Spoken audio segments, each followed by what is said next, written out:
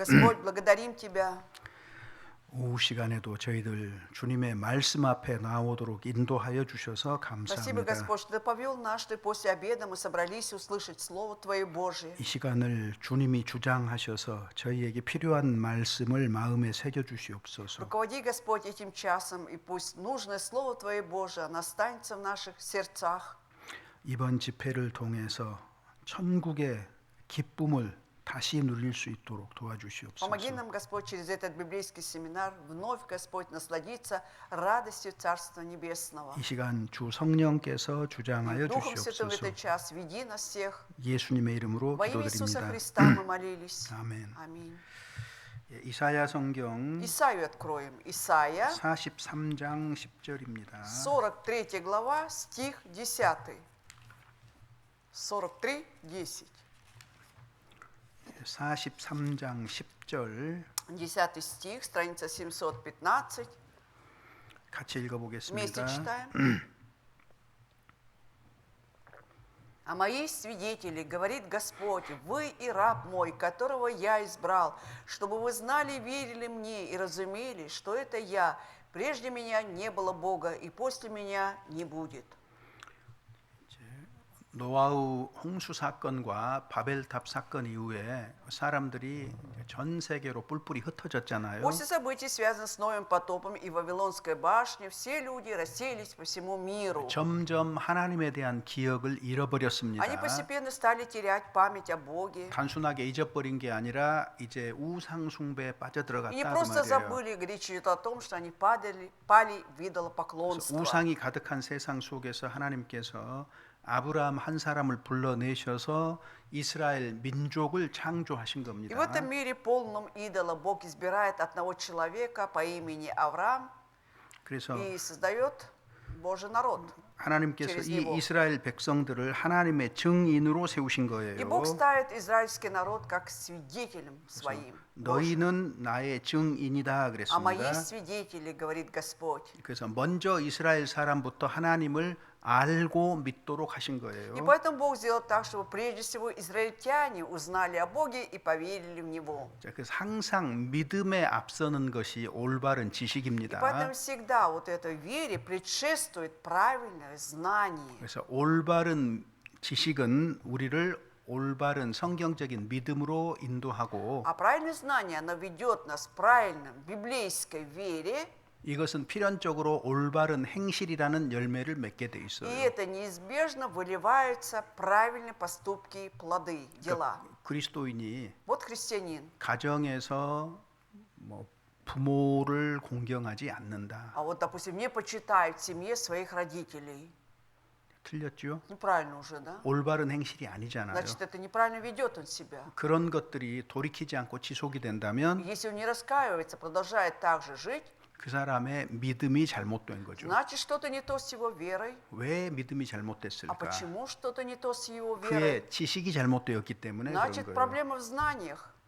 자, 그래서 하나님을 Поэтому- 믿을 때는 Что касается веры Бога, 알고서 믿는 겁니다. нужно знать и верить. 모르는 사람을 믿을 수는 없잖아요. Ведь человек, который не знает, он не может верить. 그래서 성경을 통해서 하나님이 누구신가를 반복적으로 우리에게 알려주시는 И 겁니다. поэтому Бог через Библию без конца нам рассказывает, кто Он. 그래서 이 하나님이 믿을 만한 분인지 믿을 수 없는 분인지 우리는 발견해야 됩니다. И мы обнаружили даже для себя, вот стоит верить в этого Бога или не стоит доверять. 그래서 여러분 우리가 성경을 붙들고 있으니까 Но поскольку мы держимся за Библию, 성경을 이해하기 위해서는 для понимания этой книги, 첫 번째는요. во-первых, 기록된 말씀밖에 넘어가지 말라고 держимся 하셨습니다. этого принципа. Не мудрствуйте сверх того, что написано. 그러니까 성경 밖의 얘기를 끄집어 들여서는 안 돼요. То есть не надо привлекать вот то, что вне Библии 성경에 есть. 기록된 말씀만으로도 우리가 구원받기에 신앙생활하기에 충분하다는 것을 믿어야 됩니다. Мы должны верить в то, что на основе написанного в Библии, да, вот этого достаточно для того, чтобы получили и спасение,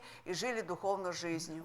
더러 어려운 것도 있고 Конечно, есть какие-то сложные для понимания места, 이해하지 못하는 것 있어도 что-то непонятные места есть. 그거는 그렇다고 사도가 얘기를 했고 이미 Но Но об этом не 어려운 게 сказал 있다고 уже. 얘기를 했고 Что будут сложные места, уже апостолы говорили об этом. 애매하고 어려운 거 몰라도 Даже не будем знать о каком-то еще неясном или сложном, 구원받는데 아무 문제 но 없어요. это никакой препятствий не строит для получения 신앙생활하는데 спасения.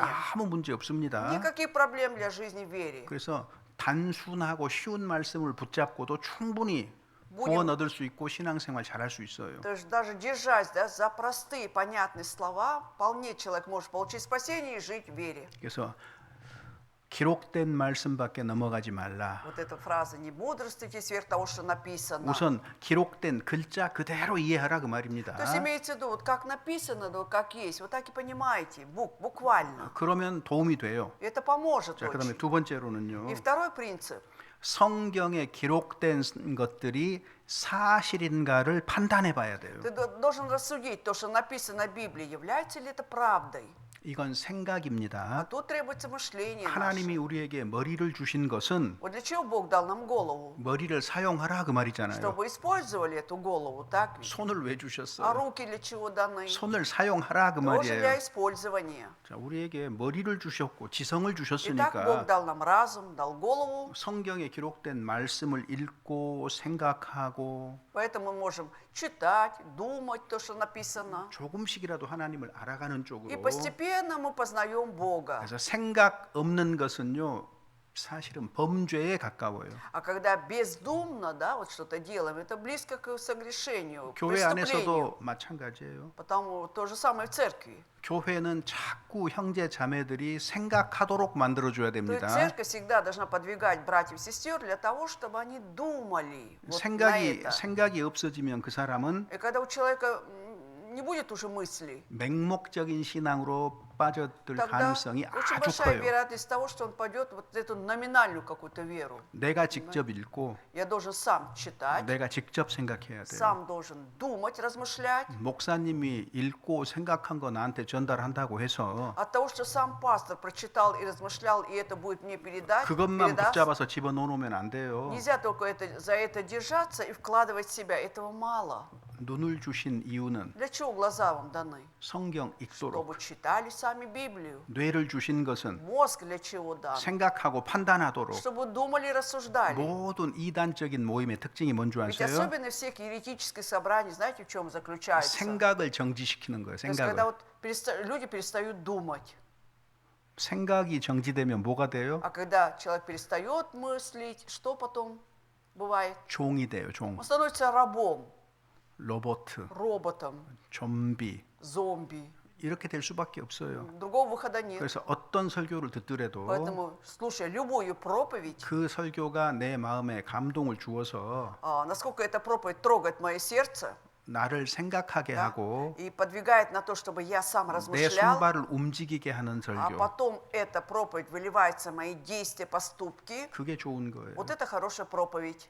이해되셨죠? Понятно, 그래서 да? 우리가 이 시간에도 성경에 대해서 생각을 해봐야 И 된다는 поэтому в эти 겁니다. часы мы также размышляем над Библией. 자, 하나님께서 이스라엘 민족을 증인으로 Итак, 선택하셨습니다. Бог избрал израильский народ, чтобы он свидетельствовал о нем. 우리 주변에 유대인들이 있어요. Вот среди нас тоже есть евреи живут, да? 자, 근데 이 유대인들은 И вот евреи, 하나님의 증인입니다. они свидетели Божии. 그래서 역사가 끝날 때까지 이 땅에 존재할 И до 겁니다. скончания истории на этой земле они будут существовать. 이유는 한 가지. Только по одной причине, 그들의 조상 아브라함과 언약이 있었기 что у них 때문이고 есть отец или патриарх, это был Авраам. 그리고 Бог заключил с ним завет. 그들을 증인으로 하나님이 세우셨기 И 때문에 потому что сам Бог поставил этот народ свидетельствовать о нем, 그들은 역사가 끝날 때까지 이 땅에 존재하고 поэтому неизбежно они будут существовать до скончания истории на этой земле. 징계는 있지만 Наказание-то будет Божье, 멸망은 없어요. но истребления, уничтожения не будет. 그리고 우리는 유대인의 은혜를 입고 있습니다. И мы как раз облачены в эту благодать иудеев. Мы получили 그리고 вот эту благодать. 우리 주변에 유대인이 있다면 우리는 선대하는 것이 맞습니다. И если вокруг нас есть евреи, мы должны, естественно, относиться к ним по-хорошему, по-доброму. 로마서 3장에 К римлянам 3 главе. 유대인의 나음이 무엇이뇨? В чем преимущество иудеев написано? 할례의 유익은 또 무엇이냐 А в чем 그랬어요. польза от обрезания также написано? 저희가 하나님의 말씀을 А 맡았습니다. им верено Слово Божие. 유대인은 하나님의 말씀을 기록하고 보존하는 일을 해왔던 겁니다. Потому 역사 что 속에서. иудеям в истории было поручено, да, записывать Слово Божие, также сохранить это Слово. 그걸 모아둔 것이 이 И как 성경이잖아요. раз все это собрано в Библии. 그들이 없었다면 Вот если бы не было бы евреев, 우리에게 иудеев, 온전한 모습으로 성경이 전달되지 않았을 тогда бы 거예요. Библия до нас в совершенном таком виде не дошла бы. 그래서 하나님께서 Поэтому 이스라엘을 Бог, 증인으로 세웠는데 поставив этот народ свидетелем, 그 첫 번째 사람이 и 아브라함이에요. первый человек у них был Авраам. 창세기 12장 보시죠. 12 глава Бытия.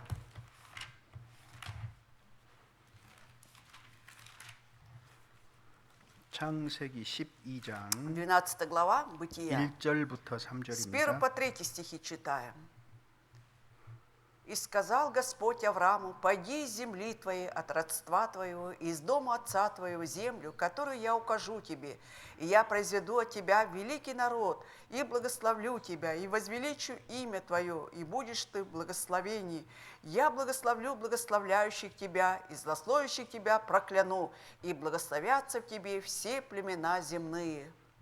아브라함을 선택하고 부르셨습니다. Избрал Бог Авраама и призвал. 그리고 땅을 И 약속하셨고 обещал им землю, ему 큰 землю. 민족을 이루도록 И что произойдет от него великий народ, обещал. 무엇보다도 복의 근원이 И 된다. более 복의 всего, 근원. что он будет основой благословения. 여기서 복은 영생의 복이라고 이해하면 Здесь под 됩니다. благословением мы должны понимать жизнь 자, вечную. 그런데 아브라함의 선택이 유대인의 시작인데 Итак, выбор Авраама, это было начало истории иудеев.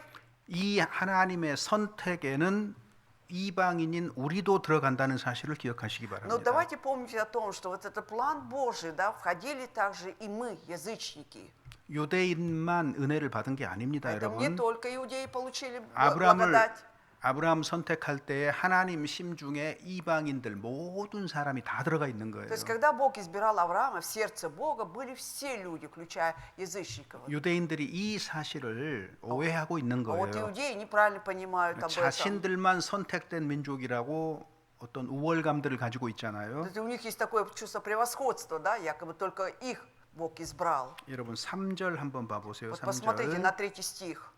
땅의 모든 족속이 너를 인하여 복을 얻을 것이니라. И благословятся тебе все племена земные. 하나님의 복이 임하는 순서가 То есть 있습니다. есть порядок, да, как Божье благословение приходит, очередность. 먼저 유대인에게. Сначала иудеям 자, приходит, 그 다음에는 а затем 유대인을 제외한 이방인들에게 하나님의 복이 임하도록 하나님이 정하신 Бог 거예요. определил, что Божье благословение придет вот всем также язычникам, за исключением иудеев. Да? 이게 사도 바울의 선교 속에서도 그대로 드러나요. И в этом послании апостола Павла все как есть, все это отражено. 사도 바울이 한 도시에 갔습니다. В его миссионерском служении, когда Павел был в одном городе, 그가 제일 먼저 가는 곳이 прежде 어디예요? всего, куда он ходил, когда оказывался в городе? 보통 유대인의 Обычно 회당이에요. посещал иудейскую синагогу. 유대인의 회당에 가서 설교해서 몇 사람을 얻고 Он проповедовал в иудейской синагоге, обретал нескольких людей там, 그 다음에 어디로 а 가요? потом куда отправлялся? 시장으로 가요. На рынок, на базар.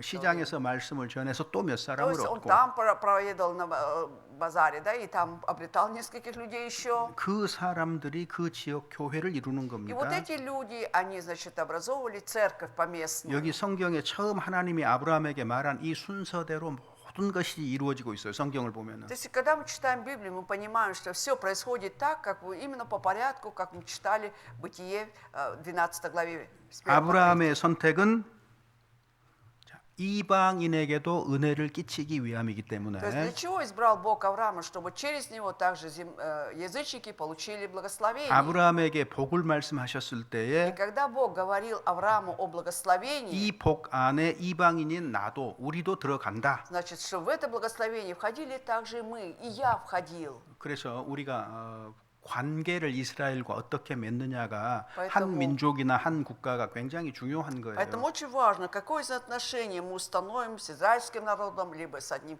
из евреев. Это очень важно. 우리가 구체적인 것은 몰라도 Пусть мы не будем знать о конкретном, 유대인이나 유대인 나라와 어떤 관계를 맺고 있느냐 한 나라가 그걸 이렇게 살펴보면은 если внимательно посмотреть, как одно государство, да какие имеет связи с Израилем, с иудеями, 그 나라의 미래가 보여요. тогда мы можем увидеть будущее этой страны. 아, 저 나라는 결국 망하겠구나. Вот это государство, когда-то оно падет. 아, 저 나라는 정말로 Либо- 잘 되겠구나. Либо вот это государство действительно будет процветать. 어떻게 알아요? А как можем узнать? 여기 나와 있잖아요. Вот уже написано. 너를 축복하는 자에게는 내가 법을 Я 내릴 것이요. благословлю благословляющих тебя. 너를 저주하는 자에게는 내가 И 저주를 내릴 злословящих тебя 것이니라. прокляну. 그러니까 Поэтому, 유대인과 멀면 멀수록 чем дальше будут отдаляться от иудеев, 저주에 가깝고 тем приближается к козлу, то есть к 가까우면 проклятию. 가까울수록 복에 가까운 게 А 맞다 그 чем больше будет 말이에요. приближаться, естественно, приближаются они к благословению. 우리가 눈여겨서 우리 주위를 돌아보면은 이런 것들이 발견됩니다. Если внимательно мы оглянемся на, в общем, на окружение, то вот это мы обнаруживаем. 자, 그래서 아브라함은 이삭을 낳고 Итак, Авраам родил Исаака. 이삭은 야곱을 낳고 Исаак родил Иакова. 야곱은 요셉과 А 12 Иаков 아들을 낳았는데 Иосифа и 12 сыновей. 이들이 이스라엘의 12지파입니다. Вот они как раз образуют 12 колен 그래서 израильских. 이스라엘은 기본적으로 12지파로 구성이 돼 В 있어요. итоге Израиль, как в основном, он состоит из 12 колен. 자, 그래서 그들이 애굽 땅에 들어갔을 때에 И когда они оказались в египетской земле, 큰 민족을 하나님 말씀대로 이루게 된 거예요. как действительно Бог обещал, произвелся великий народ один. 400년 종살이 끝에 이제 모세의 인도로 출애굽 В конце 하잖아요. 400-летнего рабства, благодаря Моисею, этот народ был выведен из Египта, 그리고 가나안 땅으로 и 들어갔습니다. они вошли в ханаанскую землю. 이때 И 하나님께서 в это время Бог 유월절을 통과하고 홍해 바다를 통과해서 애굽에서 나오도록 하셨어요. сделал так, да, чтобы они пережили пасхальную ночь, перешли вот это Красное море и вышли из Египта. 이것은 역사적 Это, 사실입니다. естественно, исторический факт. 그래서 이스라엘을 역사를 언급할 И 때마다 каждый раз, когда идет упоминание об истории Израиля, 결코 빠지지 않는 내용입니다. 이게 вот это содержание вышеназванное никогда не пропускается. 애굽에서 우리가 종살이 했는데 Вот мы 400 лет были в рабстве в Египте. 유월절을 통해서 출애굽하고 홍해 바다를 통과해서 광야로 나갔다는 얘기입니다. И мы пережили пасхальную ночь, пришли к Красному море и, наконец, оказались в пустыне. 이거 굉장히 이것이 Да. 중요한 Это 내용이거든요. очень важное содержание. 그래서 그들이 역사 속에서 설교할 때마다 이 사실을 결코 빠뜨리지 И 않습니다. в истории каждый раз, когда шла проповедь, вот эти факты никогда не упускались. 자, 시편 105편 참고로 한번 찾아보세요. Давайте в качестве ссылки найдем 105-й псалом. 시편 105편 105-й псалом. 8절에서 11절. С 8 по 11 стихи мы должны прочитать. С 8 по 11. 105-й псалом читаем. Но Он спас их ради имени Своего, дабы показать могущество Свое.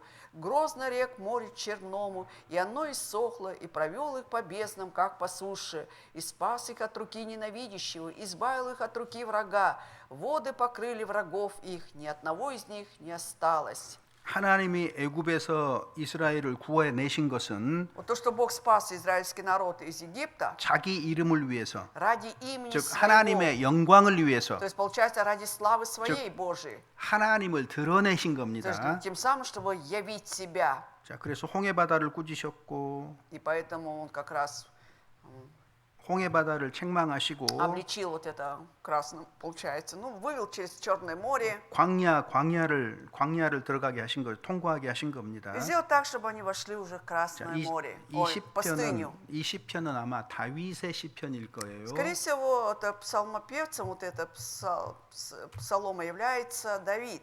그 다윗이 언제적 사람이죠? А примерно какую эпоху жил Давид? 우리가 정확한 연대는 기억을 못해도 Пусть мы не будем четко помнить, да, вот эти летоисчисления, 뭐 사울, но если взять Саула, 다윗, 솔로몬 Давида, Соломона. 여기 어느 때인지 정도는 기억하는 게 좋아요. Все равно нужно помнить, да, какую эпоху примерно они все жили. 예수님 탄생 1000년 전이에요. За 1000 лет до Рождества Христова. 지금부터 약 3000년 Получается, 전입니다. если сегодняшнего дня 3000 лет назад. И 그때에 вот тогда, 자기 민족을 얘기를 하면서 говоря о своем народе, 홍해 바다를 가르신 얘기를 끄집어내고 있습니다. тут рассказывается о том, как вывел их через Черное море, 사도행전 Черное. 7장에 보면은 В Деяниях 7 главе, 스데반이 죽을 때 когда умирал Стефан, 사람이 죽을 때는 그 말이 진실하다고 그래요. говорят, что когда человек умирает, предсмертные слова его настоящие, истинные. 여우는 죽을 때에 자기가 태어난 곳을 향해서 как вот 슬피 울면서 죽는다고 보통 그러거든요. Лиса, когда умирает, да, она обращается в ту сторону норы, где он жил, да, и вот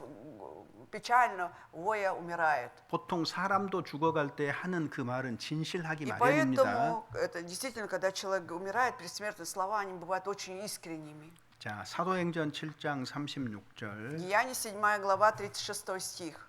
7:36.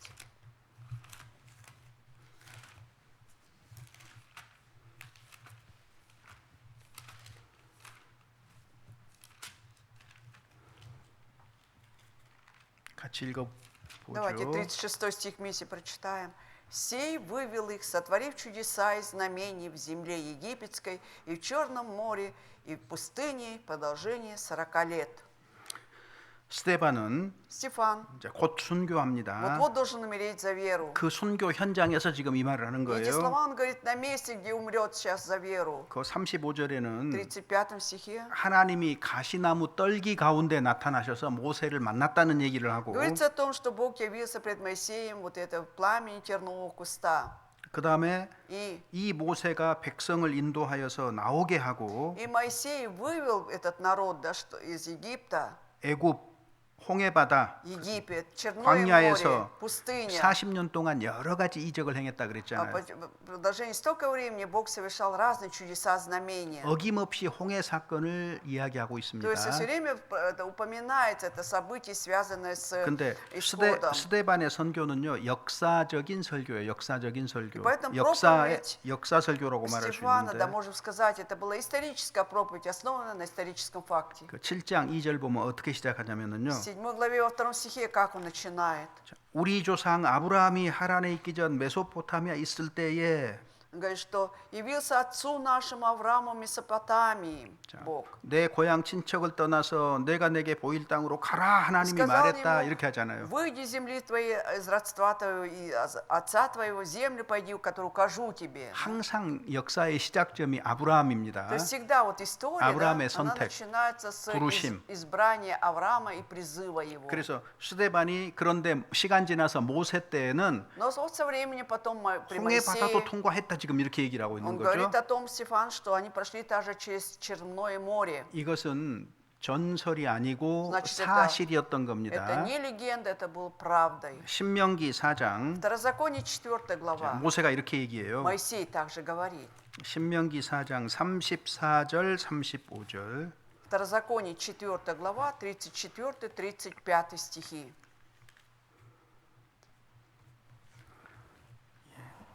(34절) Читаем с 35절 34. 읽어봅시다.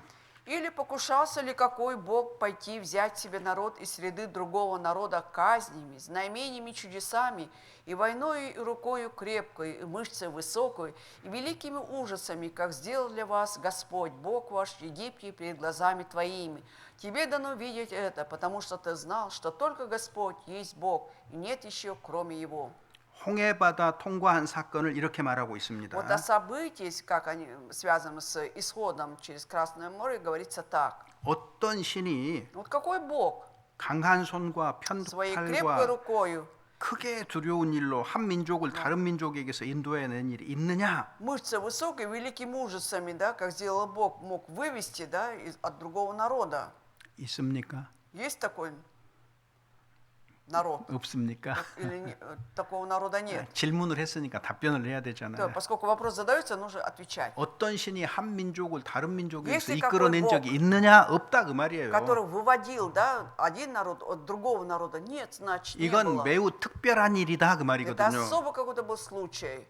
자, 왜 하나님께서 이렇게 하셨느냐? Почему так Бог сделал? 너희 눈앞에서 이 일을 했지 않느냐? Он же перед вашими глазами это сделал. 그래서 35절에 Поэтому в 35-м написано, 여호와가 하나님이시다. что только Господь есть Бог. 그 외에 다른 신이 없음을 нет 너한테 еще- 알도록 하기 위해서 이와 같은 일을 했다 그러죠. Кроме Его, чтобы ты знал про это, вот поэтому Бог совершал все это. 그러니까 모세 자신도 이것이 역사적 사실이라고 얘기를 하고 있는 Даже 거예요. сам Моисей говорит это, что это был действительно историческим фактом. 근데 이제 이런 이야기들은 그 어떤 의미들이 있는데 И в каждом 풍성한 рассказе 의미를 담고 있는데 есть глубокий смысл.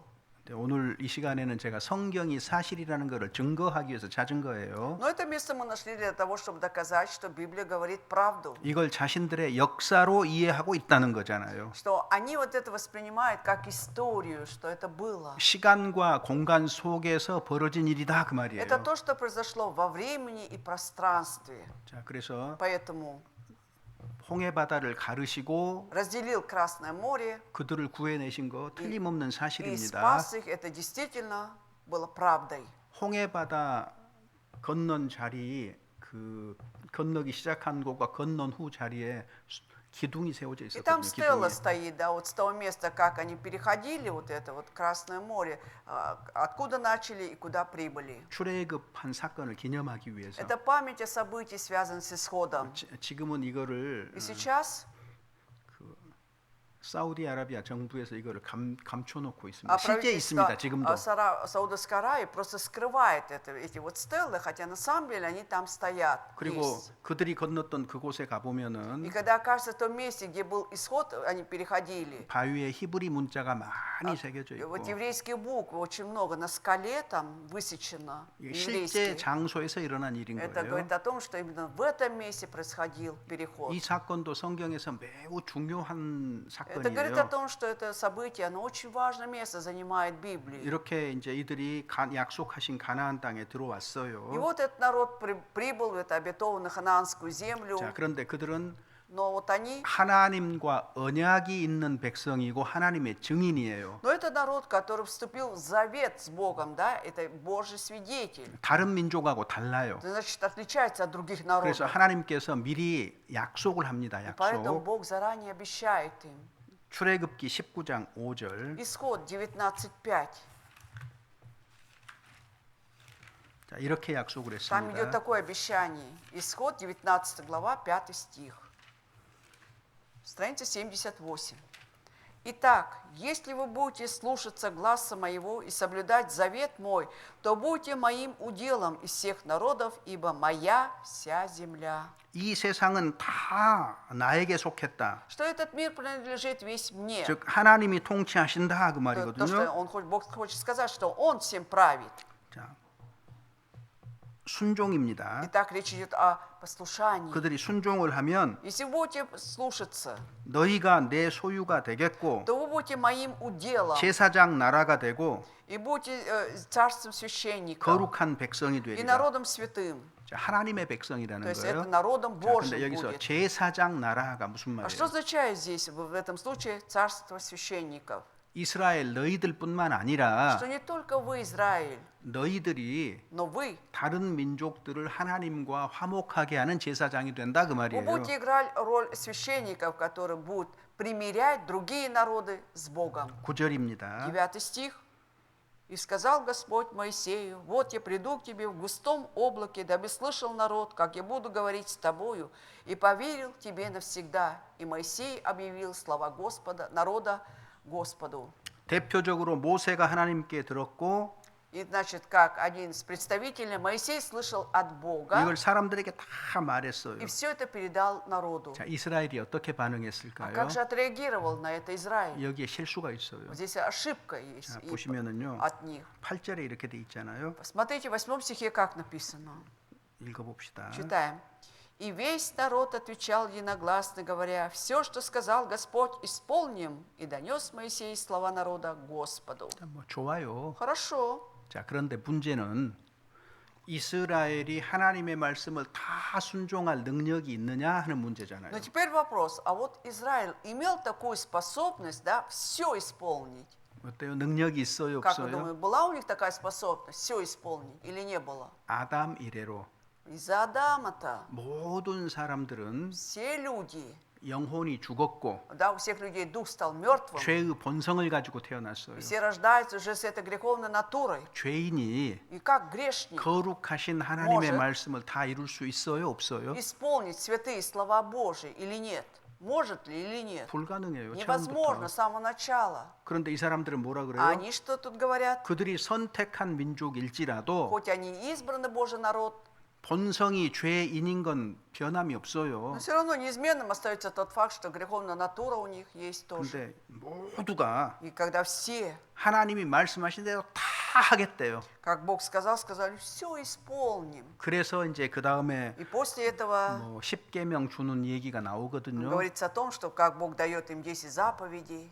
왜 줬을까요? А для чего дал заповеди? 다 지킬 수 있다 그러니까 Они же говорят, что все исполним. 인간의 죄인됨을 모르고 있잖아요. Они понимают, что человек-то грешник. 10계명을 주시고 И вот тем самым он дал 10 заповедей, 이 계명을 지킬 수가 없다는 사실을 알도록 하기 위해서예요. чтобы через это они узнали, что не смогут соблюсти эти заповеди. 이런 근본적인 의미를 모르면 А когда человек не знает эту основную причину, 10계명 지키기에 매달리게 돼 버려요. человек будет только стараться соблюдать эти 10 заповедей. 하나님 믿고 10계명에 매달려 버린다고요. Верует в Бога, и все, он застигнут этими 10 заповедями. 이것의 진실을 밝힌 게 사도 Но 바울입니다. ведь апостол Павел открыл глаза нам на эти 10 우리가 잘 아는 заповедей. 것처럼 로마서 как 3장 мы знаем, 19절 20절. К римлянам 3 глава, 19-20 그런즉 стихе. 율법은 무엇이냐? Что такое закон, он там 사람들이 говорит? 범법하니까 이거는 부득이하게 더해 주신 거다. Что люди из-за своих согрешений, преступлений, Бог еще вынужден был дать закон. 왜 еще. 이거 줬느냐 그 И для 말이에요. чего дал эти все заповеди? 모든 입을 막고 Чтобы заграждали все уста. 온 세상으로 하나님의 심판 아래 있다는 것을 알도록 하기 위해서 И чтобы 줬다.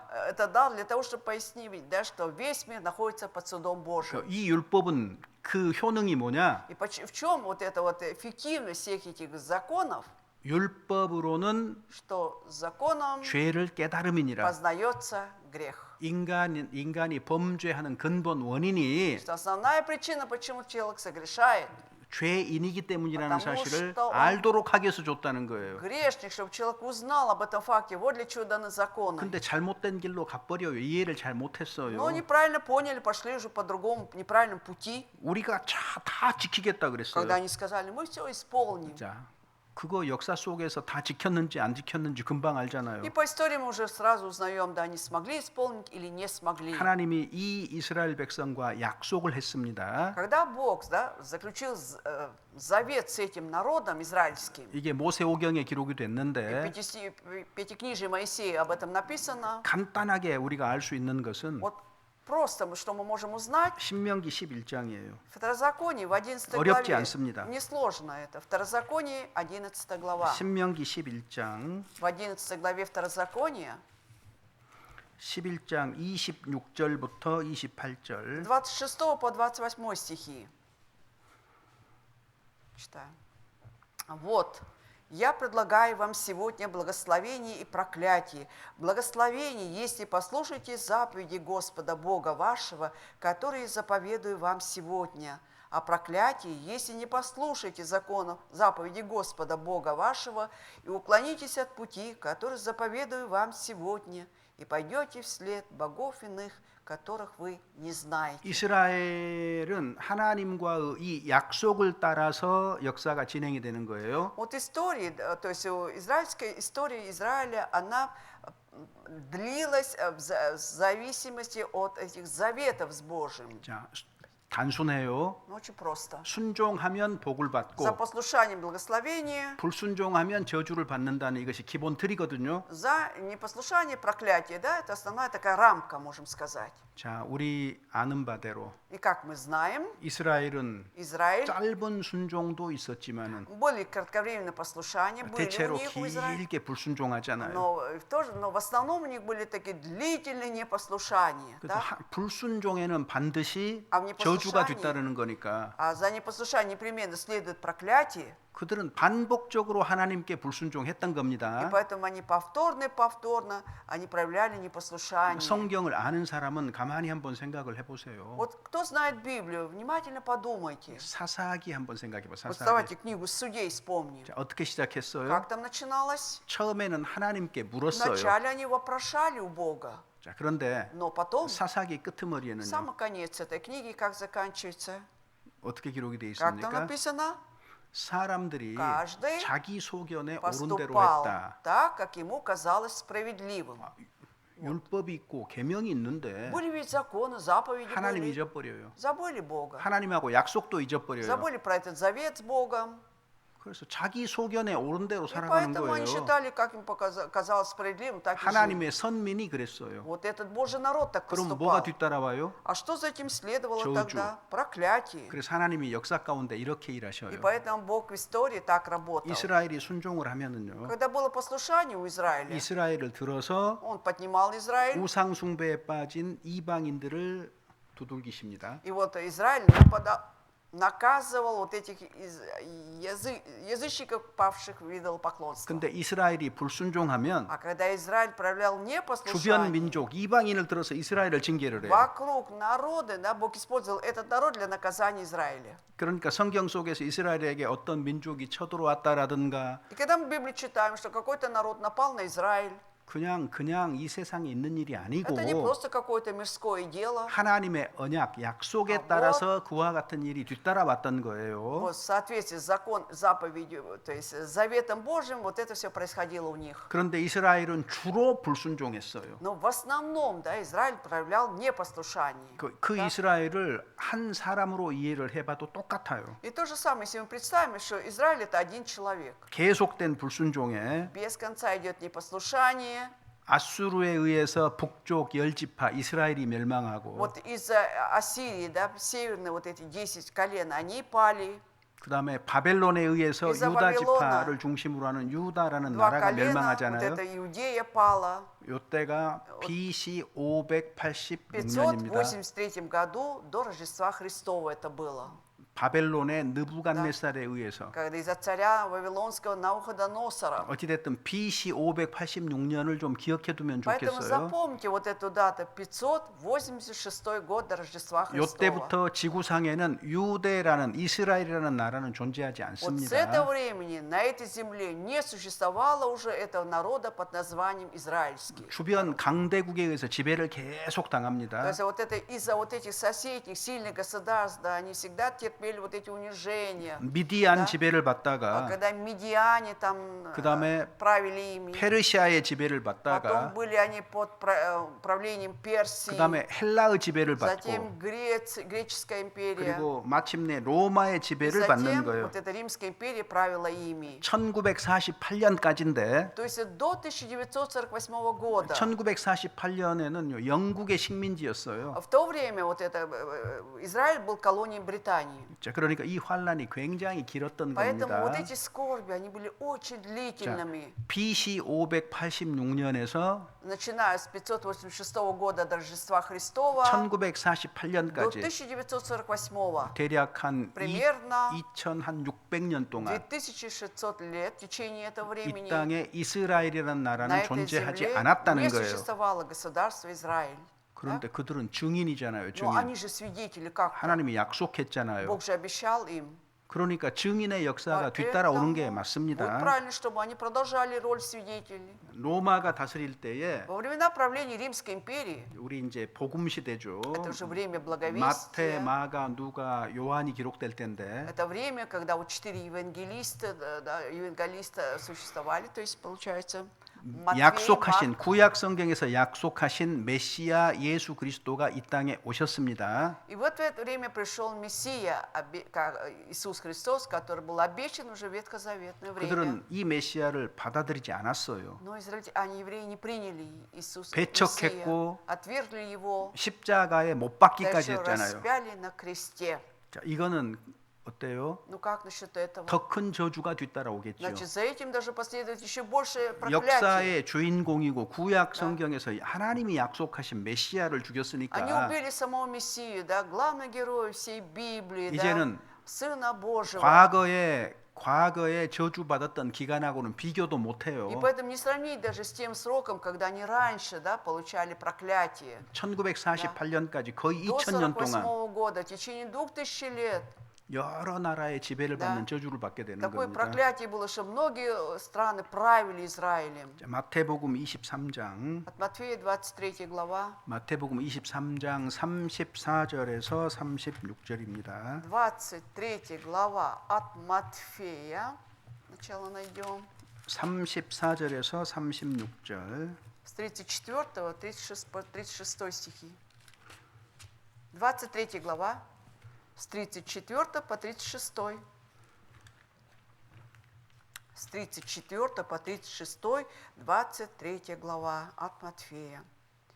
«Посему вот я посылаю к вам пророков и мудрых, и книжников, и вы иных убьете и распнете, а иных будете бить в синагогах ваших и гнать из города в город. Да придет на вас вся кровь праведная, пролитая на земле, от крови Авеля праведного до крови Захария, сына Варахнина, которого вы убили между храмом и жертвенником. Истинно говорю вам, что все сие придет народ сей». 이스라엘이 역사 속에서 무슨 일을 했느냐? Что же делал Израиль в истории? 하나님께 돌이키도록 선지자들을 보냈는데 Бог отправлял их пророков для раскаяния перед Богом, 더러는 죽이고 но они их убивали 십자가에 못 и 박고 распяли на 더러는 кресте, а 채찍질하고 их били 쫓아냈다 그 и гнали 말이잖아요. из города. 그러므로 Поэтому 의인 아벨의 피로부터 да придет на вас вся кровь 여기 праведная, 아벨이 누구죠? пролитая на земле от крови Авеля. Кто тут Авель? 아담의 Это 아들이에요. сын Адама, 가인에게 살인당한 사람입니다. которого убил Каин. 그러니까 가인이 아벨을 죽였는데 И вот смотрите, Каин убил Авеля, 왜 죽인 거예요 а за 도대체? что убил? За что? Брата своего. 아벨의 믿음 때문이었어요. Из-за веры Авеля он убил его. 그래서 억울하게 죽임을 당했는데 Потому что обидно, да, он умер ни за что. 그 가인의 배후에 사단이 역사했던 Но 겁니다. было действие сатаны, который стоял за Каином. 그래서 아벨이 의로운 피를 흘리고 죽은 겁니다. Поэтому Авель пролил праведную кровь. 이 사람부터 시작해가지고 И вот начиная 그러니까 с него, 역사에서 처음으로 순교했던 사람의 피부터 начиная, значит, с крови, да, первого человека, который умер как мученик за веру, 사가랴의 피까지. до крови Захарии. 사가랴가 А 누구냐면 тут Захария кто? 역대하에 나오는 마지막 순교자예요. Это во втором книге Паралипоменон упоминается как последний, умерший за веру. 그러니까 Когда? 역사 시작부터 이스라엘의 마지막 때까지 그 순교자 모든 핏값을 이스라엘에게서 핏값을 찾는다는 И 거죠. поэтому Бог взыскал всю кровь от Израиля, да, начиная с истории, история с крови Авеля до крови Захарии. 엄청난 환란이 핍박이 기다리고 있는 겁니다. То есть этот народ ожидали огромная скорбь и гонение. 내가 진실로 너희에게 이르노니 Истинно говорю вам, 이것이 다 이 세대에게 что все 돌아가리라. сие придет на род сей. 이 세대가 А 누구예요? что это за род сей? Это 예수님 당시에 그 사람들이에요. те люди, которые жили во времена Иисуса. 그래서 예수님께서 И 37절에 поэтому в 37 стихе 결국 Иисус, 문제가 в 뭐냐면은요. итоге проблема была в чем? 하나님께로부터 파송된 자들을 돌로 치는 자라고 얘기를 했습니다. Написано, что Иерусалим, 이스라엘 да, 사람들을 побивали камнями у тех пророков, которых Бог посылал к ним. 암탉이 새끼를 날개 아래 모음 같이 내가 네 자녀를 모으려고 한 일이 몇 번이나 되느냐. Хотел я собрать детей своих, как птицы собирают птенцов под свои крылья. 계속해서 구원의 손길, 사랑의 손길을 Но 보냈는데 без конца была послана им рука любви, рука спасения. 그런데 이 사람들이 어떻게 А что 했습니까? они делали? 자, 이 문제입니다. Проблема в чем? 그러나 Но вы 너희가 원치 не 아니하였도다. захотели, и вы не захотели. 자, 많은 사람들이 영생 얻지 못하는 근본적인 원인이 여기에 있어요. Вот как раз основная причина, почему многие люди не могут получить спасение. 교회에 다니면서 Они ходят в церковь, 거듭나야 됩니다. нужно говорить о рождении свыше, 영생 얻어야 됩니다. о необходимости, говорят, 그러면 рождения 이런 свыше, 말들을 진지하게 신중하게 받아들여야 되잖아요. жизни вечной. Тогда вот эти слова нужно же очень искренне, серьезно воспринимать, так? 그런데 принимать. 그렇지 않아요. Но они этого не делают. 자기는 이미 잘 믿고 있다고 착각하는 거예요. Они питают иллюзии, что у них все хорошо с верой 자, уже. 내가 잘 믿는 거 좋아요. Это хорошо, если я хорошо верую. 근데 우리는 반대편도 생각을 해봐야 Но 돼요. нужно также подумать о противоположной стороне. 내가 잘 믿는 거 좋은데 Хорошо, если я хорошо верую. 믿음의 대상인 하나님도 나를 믿는지 생각을 해봐야죠.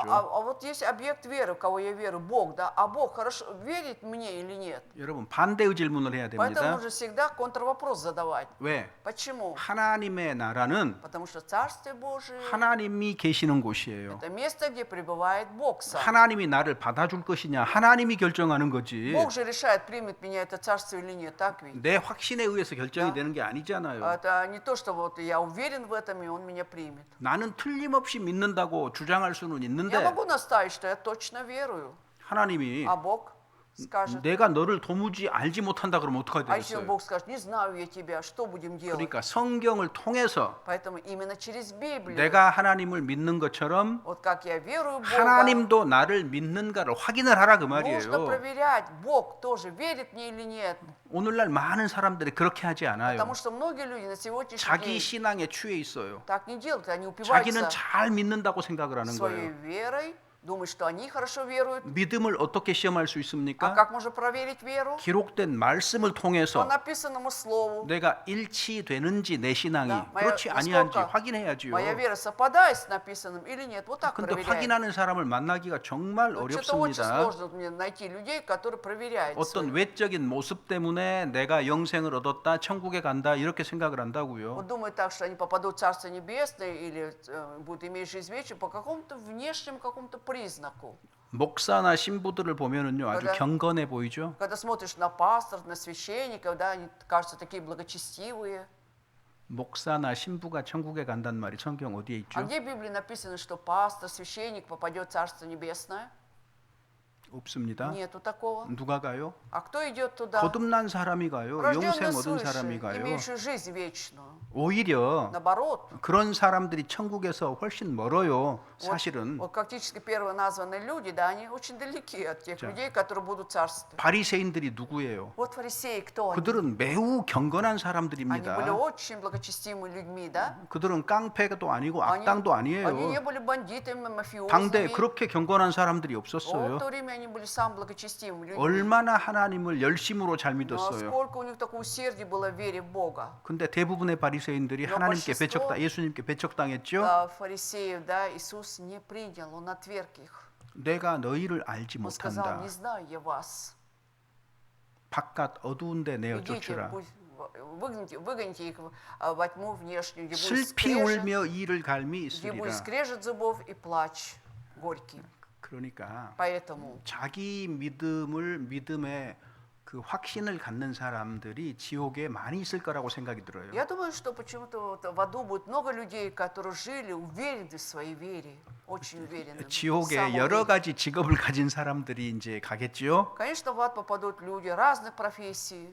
그 중에 적지 않은 И 수가 немало 누굴까요? людей. Вы думаете, как будет, какое количество людей, кто из себя, кем они были в этой жизни? 성경 보면은 Читая Библию, 바리새인, это фарисеи, 사두개인, саддукеи, 그 다음에 서기관. затем книжники. 서기관이 뭐 하는 А 사람이에요? книжники чем занимались? 성경을 기록하고 연구하는 사람. Переписывали Библию, исследовали ведь Библию. 오늘날로 치면 На 신학 сегодняшний 박사. день это профессора богословия-то. 이걸 현대적인 말로 바꾸면 Если поменять на современный язык, 신부, это священники, 목사, пасторы, 신학 박사 доктора богословия. 이런 사람들이 많을 거다 그 Я 말이에요. думаю, вот таких людей будет очень много. 거듭난 적이 없는데요. Потому что сами не родились свыше. 그 믿음이 성경을 통과하지를 못하는데요. И то есть их Библия, она не прошла через вот этот экзамен Библии. 이런 их вера. 시험이 있어요. Вот такое испытание есть. 그리고 Тест. 여기 보면은 너희가 원치 Вот 아니하였도다. эта фраза «и вы не захотели». 구원 받고 싶다고 자꾸 얘기를 하는데 Вот говорят, что вот без конца, что хотят получить спасение. 그 말의 진실함을 우리가 어떻게 А 알아요? как можем узнать искренность этих слов? 그 사람이 그게 진실한 거라면 Если действительно они искренне говорят так, 구원 받도록 돼 있어요. тогда точно они получат спасение. 근데 사실은 마음 Но 깊숙한 практически, 곳에 глубоко у них в сердце все равно 다른 거 붙들고 있는 게 있을 수 있고 есть то, за что они держатся, за 혹은- другое что-то. 혹은 무감각해가지고 Либо это- 아무 생각 없는 사람도 Либо 있어요. бывают такие бесчувственные люди, которые вообще живут бездумно. 전도할 때요 Вот когда благовествуешь, 반대하는 사람은 쉬워요. легко работать с теми, которые противятся. Да? 사실 반대하는 사람은 쉬워요. Фактически с ними намного легче. 근데 제일 어려운 사람이 누군 А 줄 знаете, 아세요? самая сложная категория для благовестия, кто это? 무관심. Которые бесчувственные, да? 관심이 전혀 없어요. Безразличные люди, им 이 사람 совершенно 구원받기 어렵습니다. равнодушны этим людям, очень сложно получить спасение. 그리고 원치 않는 사람들 А еще кто не хочет.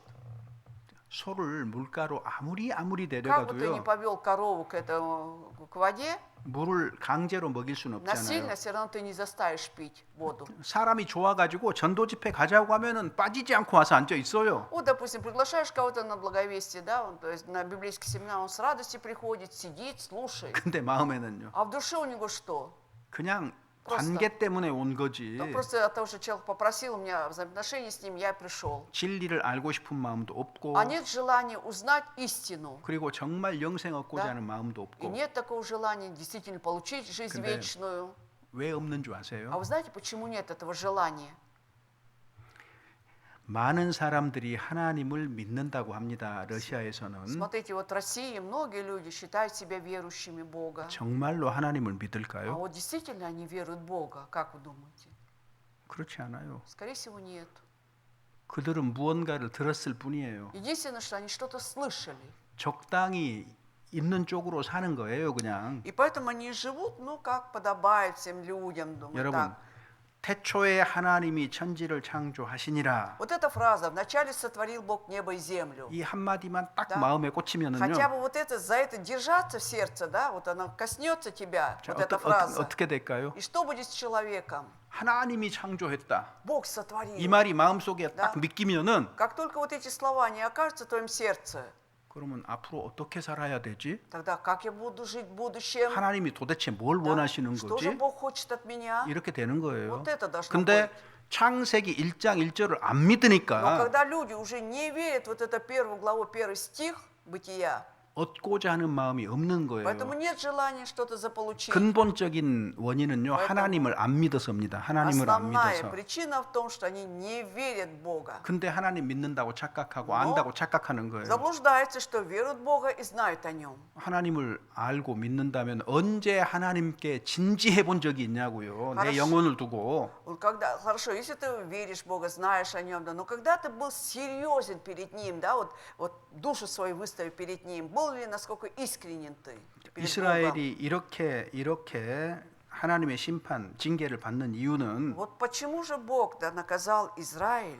잘 믿는 것 같았는데 Они казались хорошими верующими, 시간이 지나면서 но со временем 형식화되고 они впали в всякие формальности, 습관화되고 привычки, 결국 하나님을 잃어버린 и в 거예요. итоге потеряли 큰 Бога. 의미가 없었던 거예요. Бог уже не имел большого смысла перед ним, он не представлял большой смысл. 마치 이런 것과 같아요. Вот похоже со следующим. 재미있는 글을 좀 읽어봤는데 Вот я прочитал интересный рассказ, там или 할머니 текст. 때에 Во времена бабушек, 할머니가 매우 경건했기 때문에 ну, бабушка считалась такой благочестивой, 밤 9시가 되면 и с наступлением 9 вечера 온 가족이 모여서 찬송하고 Вся семья 기도하고 собиралась. 성경 읽고 читали Библию, 즐겁게 пели, 교제했대요. 차도 마시고. веселились, пили чай, хорошо, говорит, общались, вся 그래서 семья. 이 시간이 꽤 길었대요. И вот эти часы, они долгими 늦을 казались. 때는 저녁 11시까지도 Бывало 뭐 до 11시 11 넘어서도 ночи читали, сидели, 그래서 засиживались. 하나님 얘기 잔뜩 하고 나서 온 가족이 주침하고 뭐 이렇게 했다는 거예요. Ну, потом после этого вдоль наговорились о Боге, потом вся семья ложилась спать. 근데 회방꾼이 하나가 있었는데 너- 방해가 되는 놈이 하나가 있었는데 Но был один, который мешал все же. 강아지. Это был щеночек. 이 Щенок. 녀석이 혼자 못 있고 자꾸 Ему скучно одному 짖고 находиться. 방해를 하는 거예요. Он где-то кого-то кусал, 뛰어다니고. мешал, прыгал вокруг. 그래서 할머니가 И бабушка, 집 기둥에다가 9시가 되면 딱 묶어 놓는 거야. как 9시가 9 되면. часов, она там завязывала его, да, к столбу 자. дома. 그 다음에 아들 시대가 됐어요. И вот наступило время сына. 이 전통을 계속 Вот 이어받았어요. эту традицию он этого принял 근데 как 세상은 есть. 바삐 움직여요. А в миру он был очень занятым. 내일 또 일찍 나가야 Завтра 되고. он нужно рано вставать 그러니까 이제 идти. 가정에서 И 교제하는데 вот идет также общение в семье 시간이 его. 급격하게 А 줄어들었어요. тут время сильно-сильно сократил он теперь. 9시가 А 되니까 наступлением 9 вечера 습관처럼 강아지를 기둥에 по 맸어요. привычке он стал завязывать собачку к столбу. 그 다음에 아주 Затем 빨리 성경 한 장 읽고 찬송 한 곡하고 почитали. 기도하고 빨리 헤어졌어요. Один гимн спели, потом одну главу прочитали, и все, расставались на 자, этом. 이제 손자 시대가 됐는데 Наступило время внука этой 이 семьи. 집 풍속이 이상해요. Странная традиция в этой семье. 9시만 되면 기둥에다가 강아지를 묶는 거예요. 이건 우리가 대대로 했다는 거예요. Они говорят, это из рода в род у нас 기도도 повторяется. 없고 Без всякой молитвы 성경 уже. 읽는 것도 Не 없고 читали 찬송도 Библию, не 하여튼 пели. 9시만 되면 기둥에다가 강아지만 묶어요. 9 часов завязать собачку к столбу, привязать. 재밌죠? Интересно. 여러분, 우리의 신앙이 그렇게 될 수 있어요? Знаете, вот с нашей верой ведь тоже такое может 여기 быть. 하나님이 선택한 이스라엘이 그렇게 됐다 그 Если 말이에요. избранный Божий народ Израиль, вот что с ним было. 마음에 설레임도 없고 Когда уже нет такой взволнованного состояния в 말씀을 душе. 들으면 감동도 안 생기고 То есть никакого впечатления не оказывает слушание Слова Божьего. 조만간에 기둥에다가 강아지 묶을 То есть 사람이거든요. это рано или поздно эти люди тоже начнут привязывать собачку к столбу. 우리 조금 Давайте поэтому мы 새로운 마음으로 с новым сердцем, 늘 새로운 마음으로 주님 앞에 каждый 서야 раз с 됩니다. новым сердцем будем представать перед Богом. 어제의 신앙으로 오늘을 살지 마세요. Не будем жить сегодня со вчерашней верою. 어제 성경 읽은 말씀으로 오늘을 살지 Не 마세요. будем жить сегодня с прочитанным вчера словом. 오늘은 오늘의 말씀으로 살아야 되는 거예요. Сегодня будем жить сегодняшним 오늘은 словом. 오늘의 새로운 마음으로 살아야 되는 겁니다. 그리스도인들이 Если бы христиане сегодня, мы должны с сегодняшним обновленным сердцем жить. 날마다 새로워지지 않으면 안 되는 거예요, То есть 사실은. нельзя фактически приостанавливать вот это ежедневное обновление. 보내고 또 보내고 해도요, 이스라엘이 받아들이지 Бог 않는 отправлял 거예요. пророков, но они не принимали 그래서 Израиль. 불가피하게 아들을 보냈는데 И вот неизбежно он отправил сына уже своего. 빌라도가 И Пилат 물었지요. спрашивал его, Иисуса. 바라바하고 예수하고 누구를 У 놓아주겠느냐. народа спрашивал, да кого отпустить, Варнаву или Иисуса? 살인자 바라바를 내주라 그러잖아요. Они же сказали, 바라바 Варнаву отпустить. 예. 그 맞죠? Нет? Правильно, нет?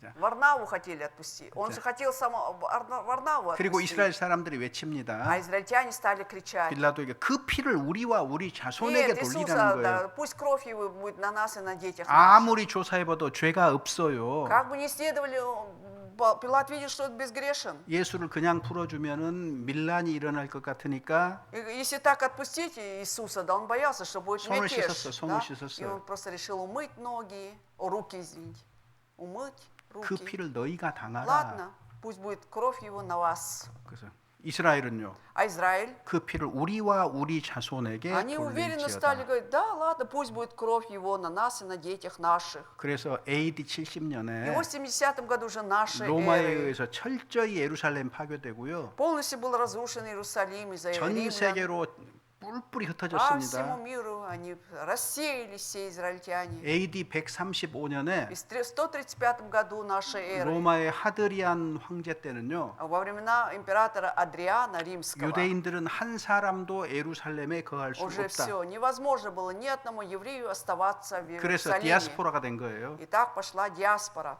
유대인들이 우리와 образовались. 섞여서 사는 이유는 바로 그 디아스포라 때문이에요. Вот из-за этой диаспоры как раз, движение диаспоры, вот среди нас также до сих пор живут евреи. Вот. 신명기나 Второзаконие, 혹은 레위기에 보면은요. если нет, лучше, в Левите, если посмотреть, 이렇게 징계를 받아도 너희가 돌이키지 않는다면 что если вот так, вы будете наказаны, но также не раскаетесь, 7배나 다스릴 тогда 징치할 것이다. 7 раз будет больше наказания. 그래도 돌이키지 Но 않으면 если после этого не 7배나 раскаетесь, 더 징치하겠다. еще 7 раз будет наказание. 마지막에 И в 최종적으로 конце концов 너희가 아들의 고기를 먹고 딸의 고기를 먹을 것이다. будет такое проклятие, что будете есть мясо своих детей. 얼마나 Плоть, 끔찍한 плоть, 얘기예요. извините. Насколько это страшно, ужасно. 이런 것들이 성경에 기록이 돼 있어요. И все это написано в Библии. 성경은 단순하게 우리에게 착하게 살라고 말하는 책이 То есть Библия 아닙니다. это не просто какая-то морально-этическая книга, да живите по-доброму, не этому она учит. 레위기 26장. Левит 26 глава. 레위기 26장. Левит 26 глава. 레위기 26장 27절에서 29절입니다. С 27 по 29 стихи будем читать. 27.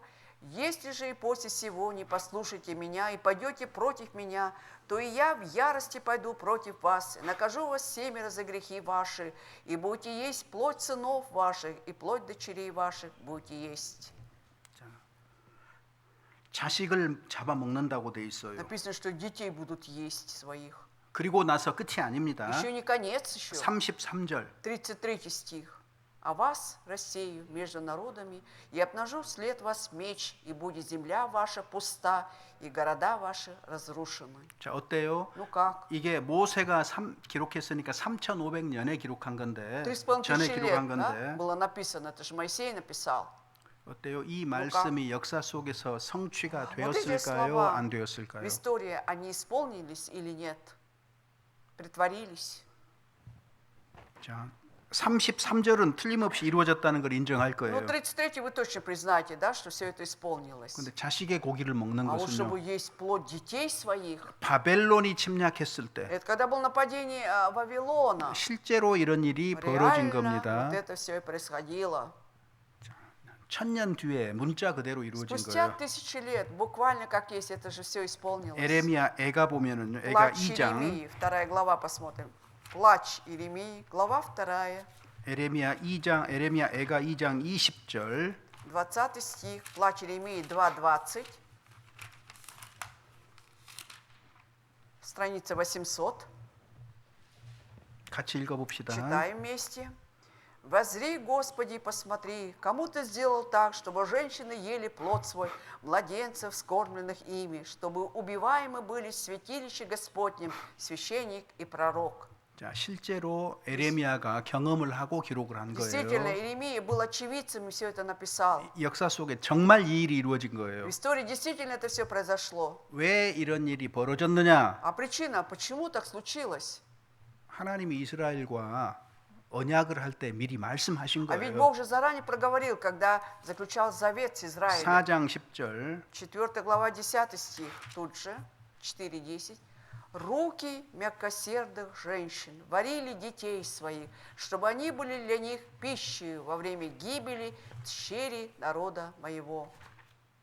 자, 여기도 마찬가지죠. Здесь то же самое.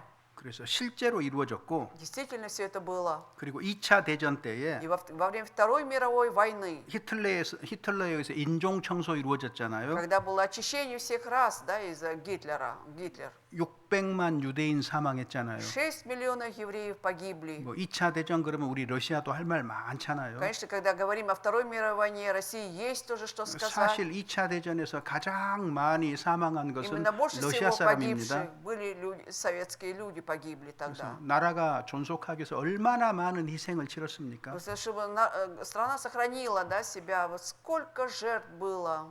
특히 유대인들은 Особенно евреи. 로마에 의해서 AD 70년에 В 70 году из-за римлян, 멸망할 때에 когда было падение, погибель, 성전 파괴가 있었고 когда было разрушение храма Израиля. 요때도 자식을 잡아먹는 일이 И в то 벌어졌어요. время тоже ведь ели детей своих. 예루살렘이 5개월 동안 포위당하니까 когда 먹을 것이 하나도 없는 거예요. Иерусалим 5 месяцев был в осаде, нечего было кушать.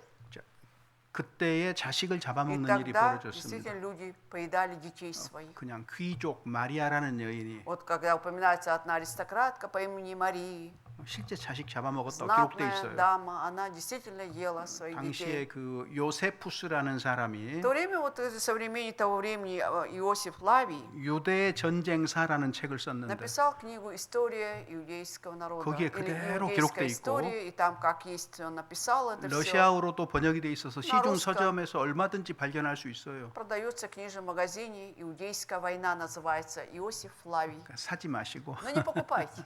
서점에 가가지고 Пойдете Двигайтесь и туда. 그 책을 찾아서 Нашли эту книгу. 그 페이지만 요렇게 Раз 한번 보면 돼요. перелистали несколько страниц.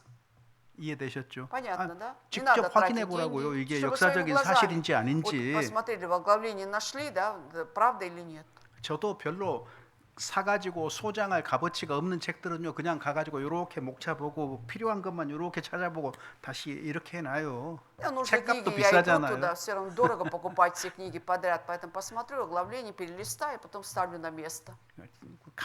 사서 보관해야 되는 책들은 그렇게 많지 않아요, У меня 사실은. на самом деле не так много книг, которые стоит действительно покупать и держать дома.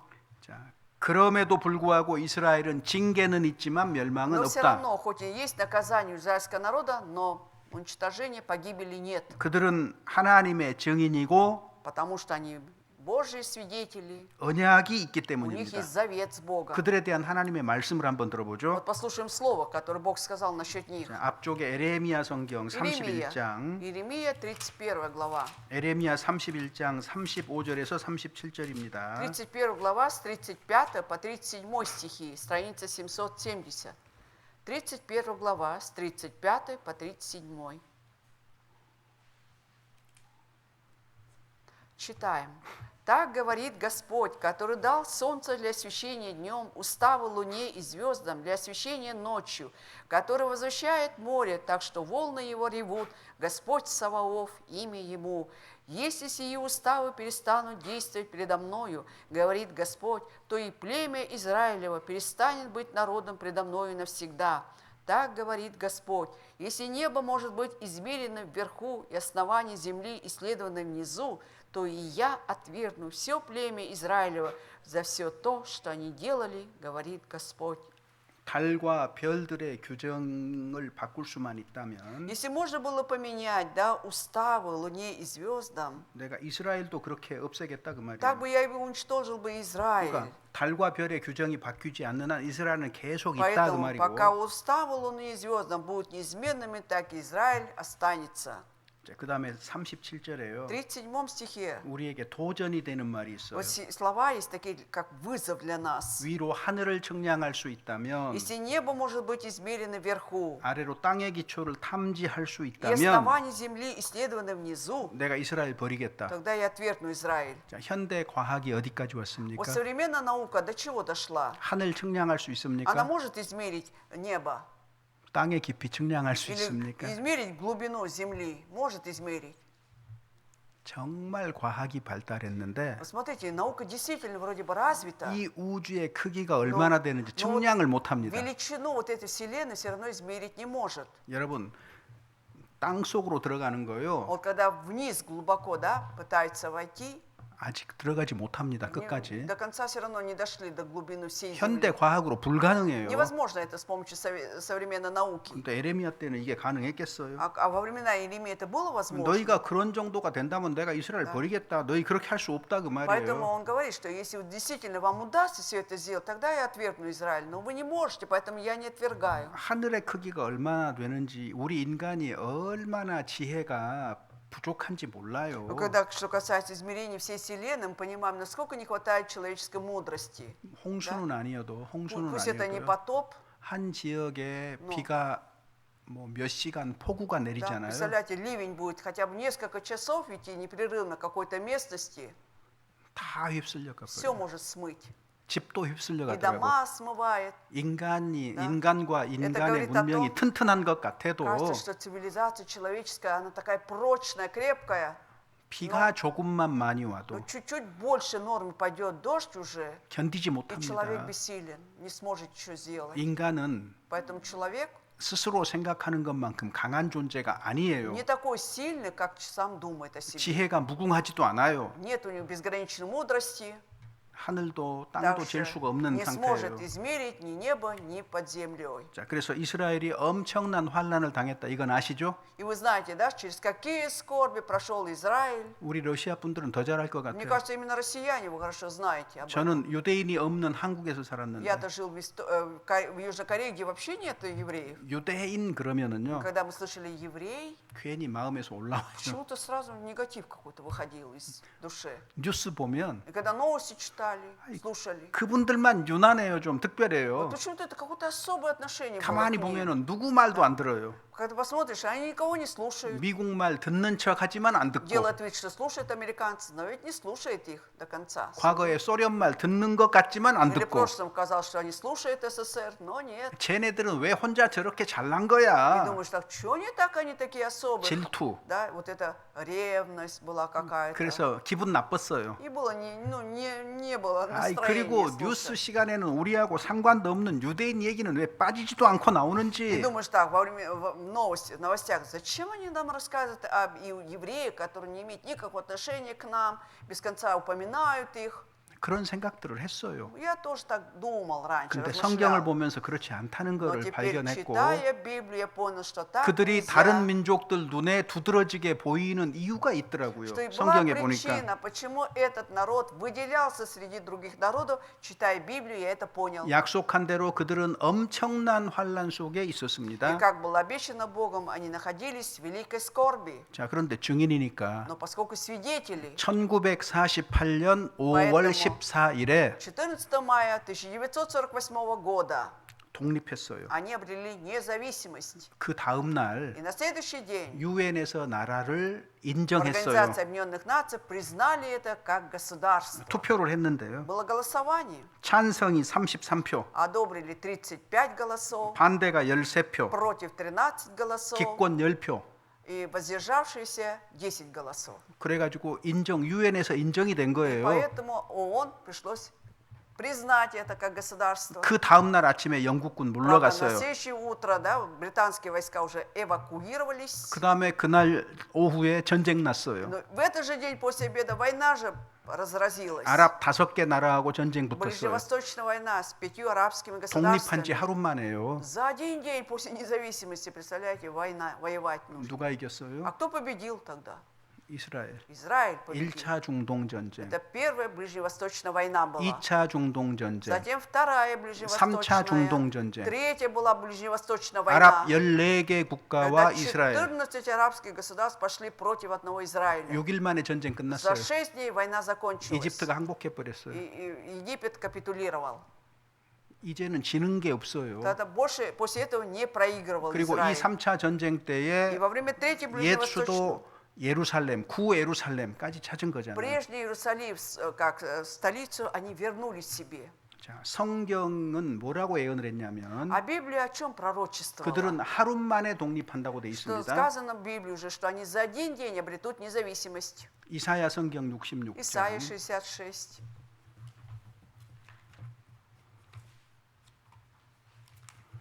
이사야 66장 66 глава Исаии. Страница 700. 7절에서 9절까지 한번 Давайте 읽어봅시다. прочитаем с 7 по 9 стихи. «Еще не мучилась родами, родила, прежде нежели наступили боли ее, разрешилась сыном. Кто слыхал таковое, кто видал подобно этому? Возникала ли страна в один день? Рождался ли народ в один раз, как Сион? Едва начал родами мучиться, родился сынов своих. Доведу ли я до родов и не дам родить, говорит Господь, или давая силу родить, заключу ли утробу, говорит Бог твой». 자, 여기 보면은 나라가 어찌 하루에 생기겠느냐? Возникала ли страна в один день, здесь написано. 하루 만에 생긴다고 돼 있어요. За один день должна 자. страна возникнуть. 5월 14일에 독립선언 했어요. 48년. Провозглашение независимости было в 1948 году, 14 мая. 근데 5월 15일에 А вот 15 уже мая 유엔에서 승인이 됐어요. заключили, то есть признали в ООН. 사실 놀라운 일이에요. Это же удивительно, как так? 하루 만에 В 독립했는데 один день страна обрела независимость. 2700년 전에 이사야의 입을 통해서 하루 만에 나라가 생긴다고 돼 있잖아요. Пророчество уже было 2700 лет назад через уста Исаии, да, об этом. 이거 글자 그대로 이루어진 Значит, 거잖아요. буквально как есть, это 자, исполнилось. 하루 만에 독립한 게 중요한 게 아닙니다. 여러분 Но 성경 важно- 볼 때 Но 주의하세요. будьте внимательны, читая Библию. Важен не тот факт, что за один день обрели независимость. 진짜 중요한 건 어느 거 몇 절이 제일 중요해요. Как вы думаете, какой стих из этих является самым важным по-настоящему? 9절이에요. 9절. 9 стих. 나 여호와가 что я, говорит Господь, 임산케 했다. что я дал родить. 그러니까 해산케 하지 않겠느냐? То есть, что заключил, то есть дал силу родить. 어떻게 해서 하루 만에 독립할 수 있었느냐? Как возможно было за один день обрести 배후에 независимость? 하나님이 능력으로 역사하셨다 그 말이잖아요, Что 지금. за этим была сила Господня, было действие Божье. 이스라엘 유대인 자체는 볼품 없어요. Сами израильтяне, ну что они, какой вид имели? 그들 배후에 하나님이 역사하지 않으면 그들은 Да. 볼품 없는 민족에 불과해요. Если бы не было действия Божия за их спиной, да, то они были бы простым неказистым народом, как все. 근데 하나님께서 이스라엘의 역사를 미리 기록을 해 Но 두시고 Бог заранее записал историю 그 этого народа. 민족과 함께 하면서 И находясь вместе с этим народом, 역사를 이루어 가시기 때문에 Он совершал действие свое. 그래서 그들이 독특한 И 거예요. поэтому они, это особенный народ. 그래서 하루 만에 독립을 했어요. И так обрели независимость в один 자, день. 뭐 이런 거는 더 에스겔 성경에 보면 자세하게 기록이 돼 В книге 있는데요. Иезекииля об этом еще подробнее написано. 그래서 나 여호와가 말하였으니 Я, 이루리라. Господь сказал, и будет там сказано. 자, 독립하고 계속 이겨 나가는데 После независимости они без конца побеждали. 우리는 최근에 하마스 И мы в 그다음에 последнее время свидетели того, как было противостояние с Хамасом, 그다음에 가자 지구와 с 가자 этим 지구에서 сектором 전쟁들 이런 거 Газа, в 보잖아요. войне, вот это все это видели мы, что творилось. 상대가 안 되잖아요. Конечно, они являются таким достойным противником, можем сказать, но тем не менее, 막강한 군사력을 가지고 있어요. Израиль обладает сильнейшей армией в 우리가 мире. 외부에서 볼 때는 무자비할 만큼 И внешне нам кажется, какая безжалость, 이렇게 да? 느껴지기도 해요. Жестокость они проявили, вот это мы чувствовали. 근데 여러분 Но 성경에는요. вы знаете, в Библии 이렇게 될 거라고 얘기를 하고 сказано 있어요. было уже о том, что так будет. 이사야 성경 60장 60 глава Исаии, глава 60.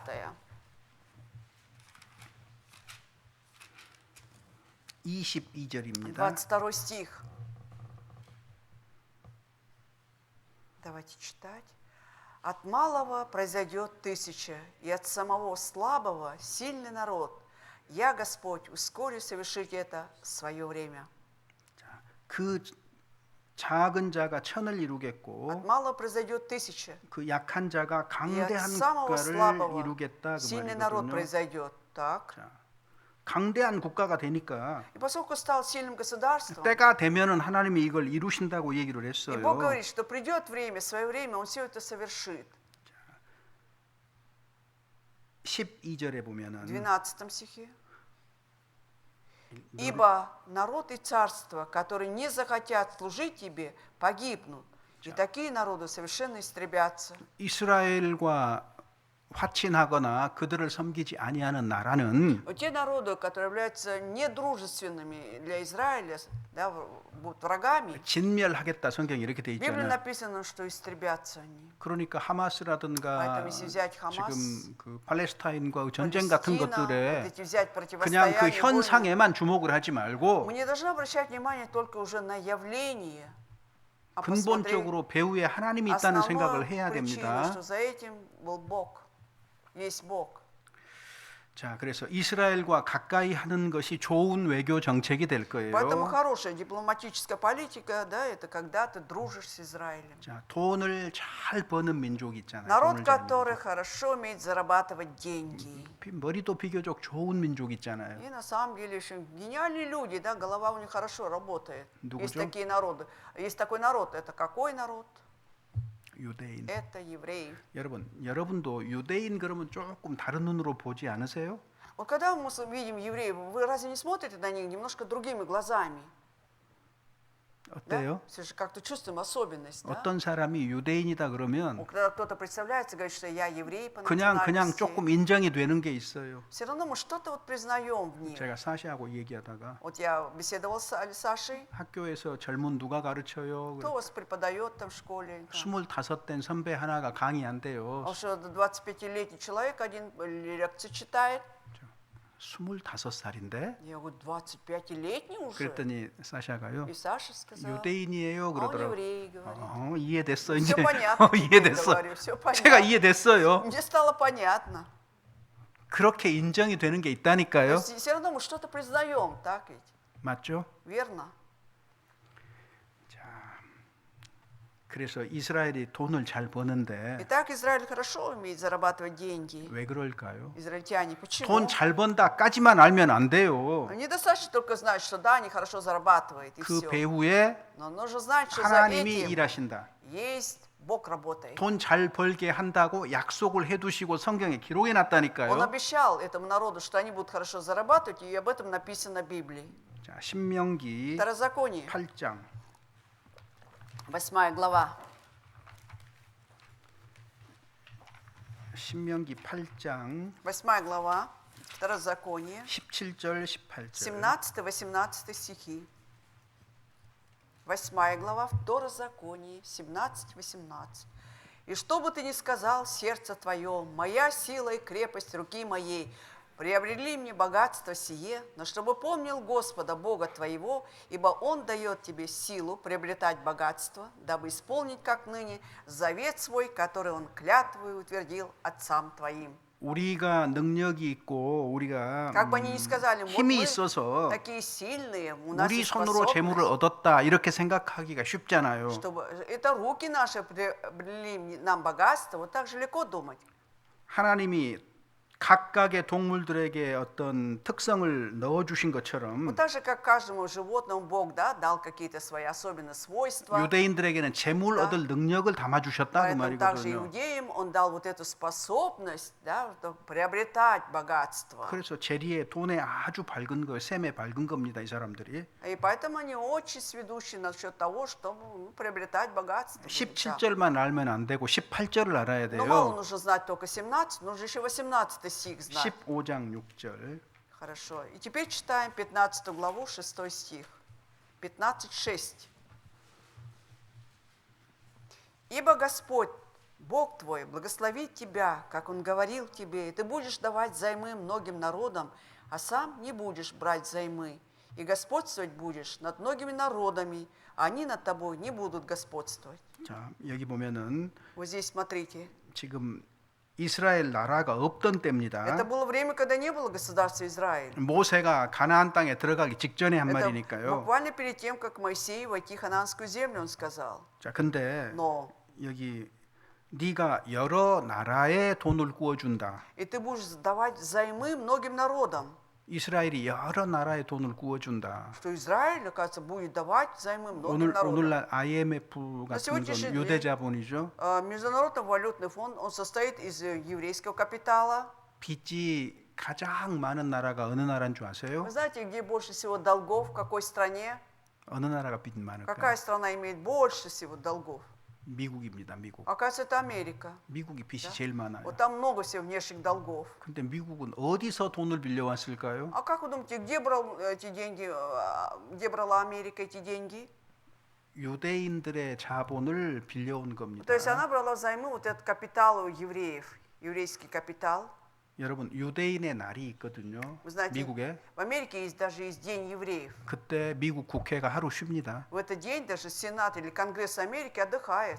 왜 쉴까요? Почему отдыхает в этот день? 유대인 그 회의에 Чтобы 많은 국회의원들이 참여해요. Чтобы вот эти члены Конгресса, они все участвовали в этом 그래서 собрании 굉장히 евреев. в этот день. 우호적인 태도를 취해요. Очень такое дружелюбное отношение 정치 자금을 показывает. 얻기 위해서 그렇게 И 하는 это все 거예요. политика для того, чтобы еврейским капиталом 그래서 воспользоваться. 국회가 공식적으로 그날 И 쉽니다. в этот 미국 день официальный праздник 유대인 모이는 날. для членов Конгресса, когда собираются все евреи. 그 다음에 여러 나라를 다스리겠다 к랬습니다. Еще написано, что будете господствовать над всеми, над многими народами. 28장 28 глава. Второзаконие 28, 12절 13절 12-13 стихи. 28 глава, стихи 12 и 13. «Открой тебе, Господь, добрую сокровищницу свою, небо, чтобы оно давало дождь земле твоей во время свое, и чтобы благословлять все дела рук твоих, и будешь давать займы многим народам, а сам не будешь брать займы. Сделай тебя, Господь, главою, а не хвостом, и будешь только на высоте, а не будешь внизу, если будешь повиноваться заповедям Господа Бога твоего, который заповедует тебе сегодня хранить и исполнять». 돈만 잘 버는 게 아니고 Значит, получается, не только хорошо уметь зарабатывать деньги, 꼬리가 되지 않게 하고 но чтобы не были хвостом, 머리가 되고 а были главою, 위에만 있고 아래에 и 있지 были 않고 только на высоте, а не внизу. 노벨상 수상자 조사해 Если 보면은요 посмотришь на лауреатов Нобелевской премии, 유대인들이 30%가 조금 안 될 거예요. 30%, чуть меньше 30% 가장 많이 это 받았어요. евреи, они больше всех получают Нобелевские награды. 왜 그럴까? Почему так? 성경에 기록된 대로 이루어진 겁니다. А ведь это все исполняется по написанному в Библии. 그래서 하나님께서 Поэтому Бог, 이스라엘이 많은 환란을 오랫동안 겪었는데 вот Израиль многие годы проходил через скорби, 2600년 만에 나라가 아니 Но спустя- 2600년 만에 나라가 생겼어요. спустя 2600 лет, да, возникло государство. BC 586년에 멸망했는데 586년에 Нет, в 586 году страна пала из-за Вавилона. 1948년에 И только в 1948 году 이스라엘이 갑자기 나타난 거예요. внезапно появился Израиль на земле. 기독교도 놀랐어요. Даже христианство удивилось этому. 자, 그리고 2000년 동안 전 세계에 뿔뿔이 흩어졌는데 В течение 2000 лет по всему миру были рассеяны, 약속의 땅에 돌아와서 но вернулись в обетованную землю 강대국이 и 됐습니다. стали сильнейшим государством. 그리고 경제적으로 완전히 회복이 됐습니다. Экономически полностью восстановлено все. 이건 하나의 징조예요, 여러분. Но вы знаете, это только один из признаков. 하나님은요, Ведь Бог 미리 성경에 기록을 하시고 заранее записывает все в Библии. 때가 되면 기록한 그대로 И 이루시는 в 거예요. свое время все это написано, исполняется. 이것이 하나님의 Вот 방식입니다. так Бог работает таким образом. 자, 그러면 이스라엘이 독립하고 강대국이 되었다가 무슨 의미일까? А что же означает для нас, да, что Израиль обрел независимость и стал сильным государством? 로마서 К 9장 Римлянам 9 глава. 로마서 9장 9 глава к Римлянам, 27절부터 9, с 27 стиха. 28절까지입니다. 9 глава, 27-28 стихи.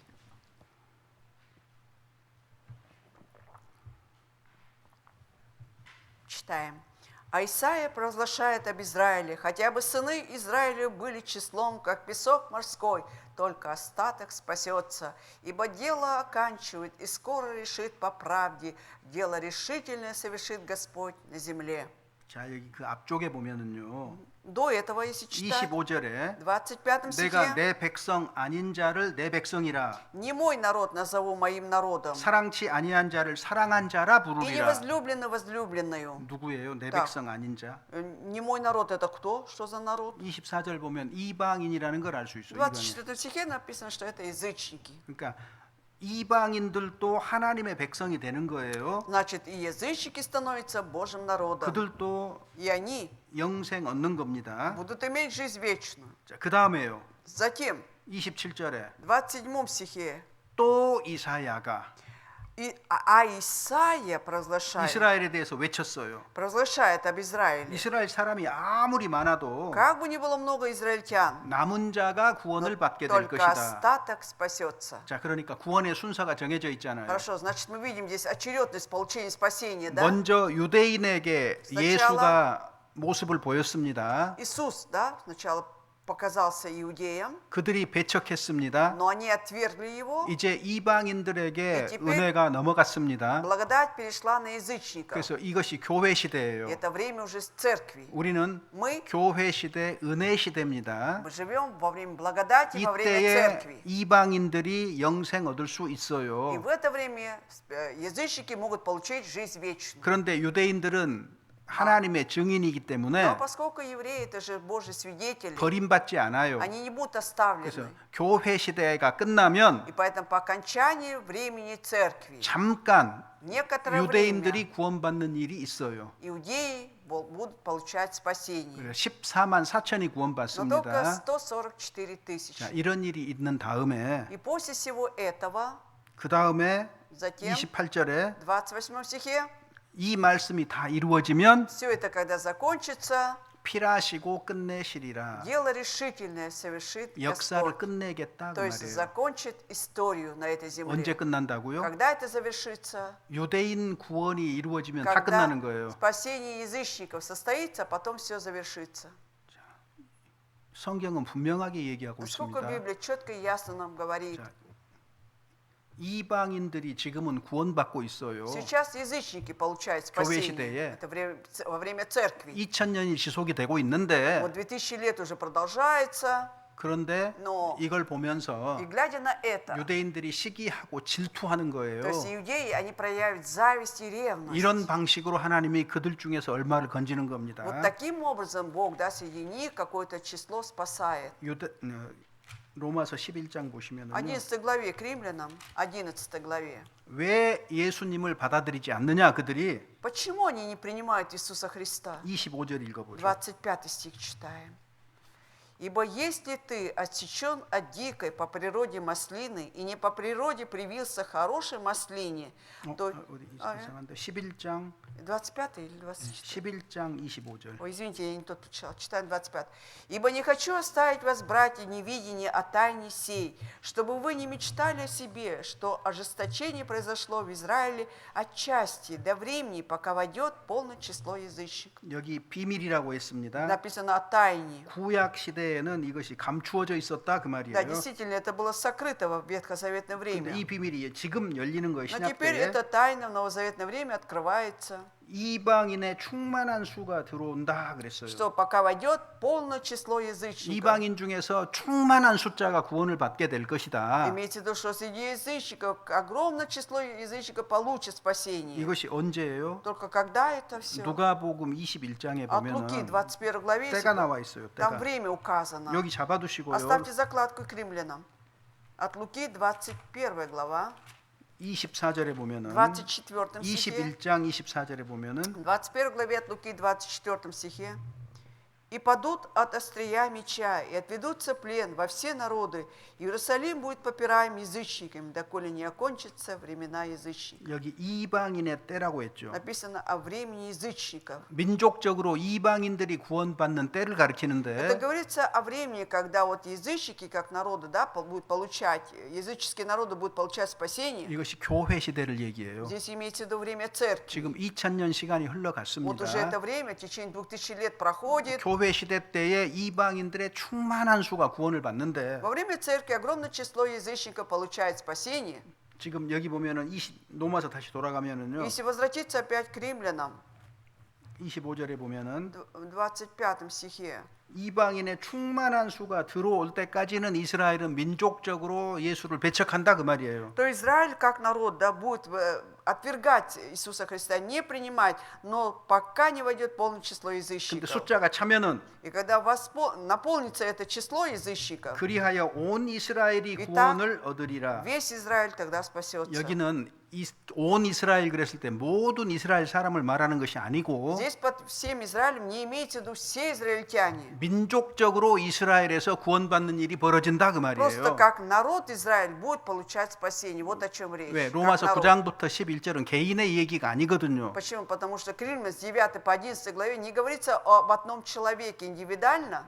지금 이방인들이 구원받아 가는데 Вот сейчас язычники получают спасение. 그러면 유대인들은 어떻게 되느냐 지금 그 질문에 대한 답이에요. И теперь это вопрос, ответ на вопрос. А что же будет с иудеями? 이방인의 충만한 수가 차면 Вот когда наполнится число язычников, 이제 이스라엘에게도 구원의 기회가 и 주어진다. тогда 잠깐. Израилю на некоторое время будет дан шанс на получение спасения. 그래서 7년 환란 교회 시대 끝에 7년 환란이 뒤따르는데 И после конца времени церкви, да, за этим последует время 7-летней скорби. 전 3년 반 동안에 И в первой половине в течение 3,5 лет, 두 감람나무의 전도로 благодаря благовестию 2 маслин, 14만 4천이 구원받아요. 144 тысячи евреев получат спасение. 그런데 Но 후 3년 반까지 до второй половины 끝날 때까지 전원 순교입니다. они все умрут, до конца второй половины они все умрут как мученики за веру. 자, 이런 일이 있을 거라고 성경에 예언이 돼 있는 거예요. Вот то, что это будет, в Библии есть пророчество. 그러니까 여러분 이스라엘의 독립이라는 거는 Поэтому, когда мы говорим о независимости Израиля 그리고 강대국이 되었다. и то, что они стали сильным государством, 이것은 마지막 때의 중요한 징조가 되는 거예요. это становится важным признаком последнего времени. 이사야가 이스라엘 사람들에게 외치되 Вот как Израиль, да, Исаия провозглашал Израилю, 9장 27절 로마서 к Римлянам 9:27, 주께서 땅 위에서 그 말씀을 이루고 필하시리라 끝내시리라. что Господь, как сказал, все это завершит. То есть дело решительно совершит Господь на земле. 이스라엘이 구원받는 일이 끝나면 Когда закончится время спасения для Израиля, 역사 끝내겠다 그랬잖아요. значит история закончится. 그러니까 Поэтому 우리가 어느 시대에 살고 있느냐 하는 문제입니다. вопрос теперь в том, в какое время, эпоху мы живем. 우리가 시대를 분별해야 Мы 됩니다. должны уметь различать эти эпохи. 우리 시대는요 옳고 그른 것을 구별하지 А в 않아요. наше время не хотят различать правильно, что 보통 이게 неправильно. 내 마음에 드는가 안 Самое 드는가를 главное, 따지거든요. смотрят, нравится мне это или не 근데 нравится. 진짜 중요한 거는요. Но ведь самое важное сейчас, 이게 옳은 것인가 틀린 것인가를 구별을 해야 нужно 돼요. уметь различать, это правильно или 우리 неправильно. 시대가 어떠한가를 생각을 해야 Нужно 돼요. думать, что это за время, в котором мы сейчас живем. 마태복음 24장에는 Как Матфея 마지막 24. 때에 어떤 징조들이 있을 것인가 쭉 얘기를 Там 합니다. подробно говорится о признаках последнего времени. 자, 가장 대표적인 И 게요. вот самый яркий пример 이스라엘의 회복, восстановления 독립과 회복. независимости и восстановления Израиля. 마태복음 24장 14절에 보면은 От Матфея 24:14. 이 천국 복음이 만민에게 전파되면 그제야 끝이 오리라. И когда это Евангелие будет проповедано всем народам, тогда придет конец. 자, 그러면은 Тогда 얼마만큼 증거가 됐을까요? сколько уже проповедано 어떤 Евангелие? 객관적인 자료가 없으니까 Нет у нас объективных данных, поэтому 성경이 몇 개 국어로 번역이 됐느냐? вот нужно смотреть, на сколько языков переведена Библия. 자, 이거 한번 생각해 보면 돼요. То об этом нужно подумать и найдем. 유엔에 가입된 나라가 200개가 안 됩니다, 200 여러분. официальных государств только вошли в ООН, да? Зарегистрировано ООН, 200 государств. 193개예요, 193개. Даже 현재까지. 193 до сегодняшнего дня, 193 государства. 유엔이 인정하지 않는 나라까지 포함을 하면은 А если еще включить государства, не признанные ООН, 러시아의 뭐 남오세티아라든가 например, 뭐 Южная 이런 것들 Осетия, там. 다 독립국가로 인정한다면 если представить, что они также признаны, да, независимыми государствами, 228개국이에요. тогда 228 근데 전 государств. 세계적으로 통일해서 쓰는 것이 있는데 ISO라는 게 있어요. ISO. ISU, то есть ISO 영어로 보면. ISO, это да, все, что используется во всем мире. 국가별로 когда- 국가를 약자로 어떻게 쓸 것인가? Каждое государство, как вот инициалами, как можно обозначить. 러시아는 어떻게 써요? Вот если Россия, как RU. обозначивается? R и U, да? 그죠? 이렇게 쓰잖아요. Вот так. 요 약자 기호가 현재 249개가 И 있어요. 249 государств имеют вот такие краткие буквы обозначения. 그래서 몽땅 이것저것 다 합쳐 놓으면은 И поэтому, если все собрать, 하여튼 подсобрать, 250개 정도 그냥 넓게 이렇게 인정할 수는 있어요. 250 вот максимум можно признать таких государств. 근데 всего. 성경은 А Библия, 몇 개 국어로 번역됐을까요? на сколько языков мира переведена, как вы думаете? 2023년 말 통계 Вот если взять статистику конца 2023 года, 3,836개예요. 3836 языков. 어마어마하지요. Это огромное количество языков, да, переведена Библия. 온 세상에 전파되기 위하여 Для того, чтобы была проповедана Евангелие по всему миру, 그러면 끝이 온다 и будет 그랬잖아요. конец 그러니까 сказан. 우리가 어느 정도 성경 번역이라는 이 숫자를 가지고 조금 가늠을 해볼 수가 И поэтому на 있겠죠. основе того, на сколько языков уже переведена Библия, можно уже предположить, к чему 그리고 мы пришли. 또 한 가지 분명한 증거. А еще одно явное свидетельство. 누가복음 21장에 От Луки 21 главе, 예루살렘은 насчет Иерусалима. 이방인의 때가 차기까지 이방인들에게 짓밟히리라. Будет, давайте найдем 아, точно. 그럴까요? 21장. От Луки 21 глава. 우리가 아까 읽었던 Мы 데인데요. немножко читали уже там. 누가복음 21장 По Пирании написано. Так, 21 глава от Луки. И 3 20 24 24절입니다. стих. И падут от острия меча, отведутся в плен во все народы. В Иерусалим будет попираем язычниками, доколе не окончатся времена язычников. 예루살렘이 이방인 때가 차기까지 짓밟힌다 그랬어요. Иерусалим будет попираем язычниками, доколе не окончатся времена язычников. 여기서 말하는 그 예루살렘은요, 올드 시티를 얘기하는 겁니다. Здесь под Иерусалимом имеется в виду пока что старый город. 그러면 지금 знает 예루살렘이 Иерусалим? 누구 손에 있어요? Сейчас Иерусалим в чьих руках? 유대인 손에 이미 Уже 들어갔어요. вошло, да, в руки евреев. 3차 중동 전쟁.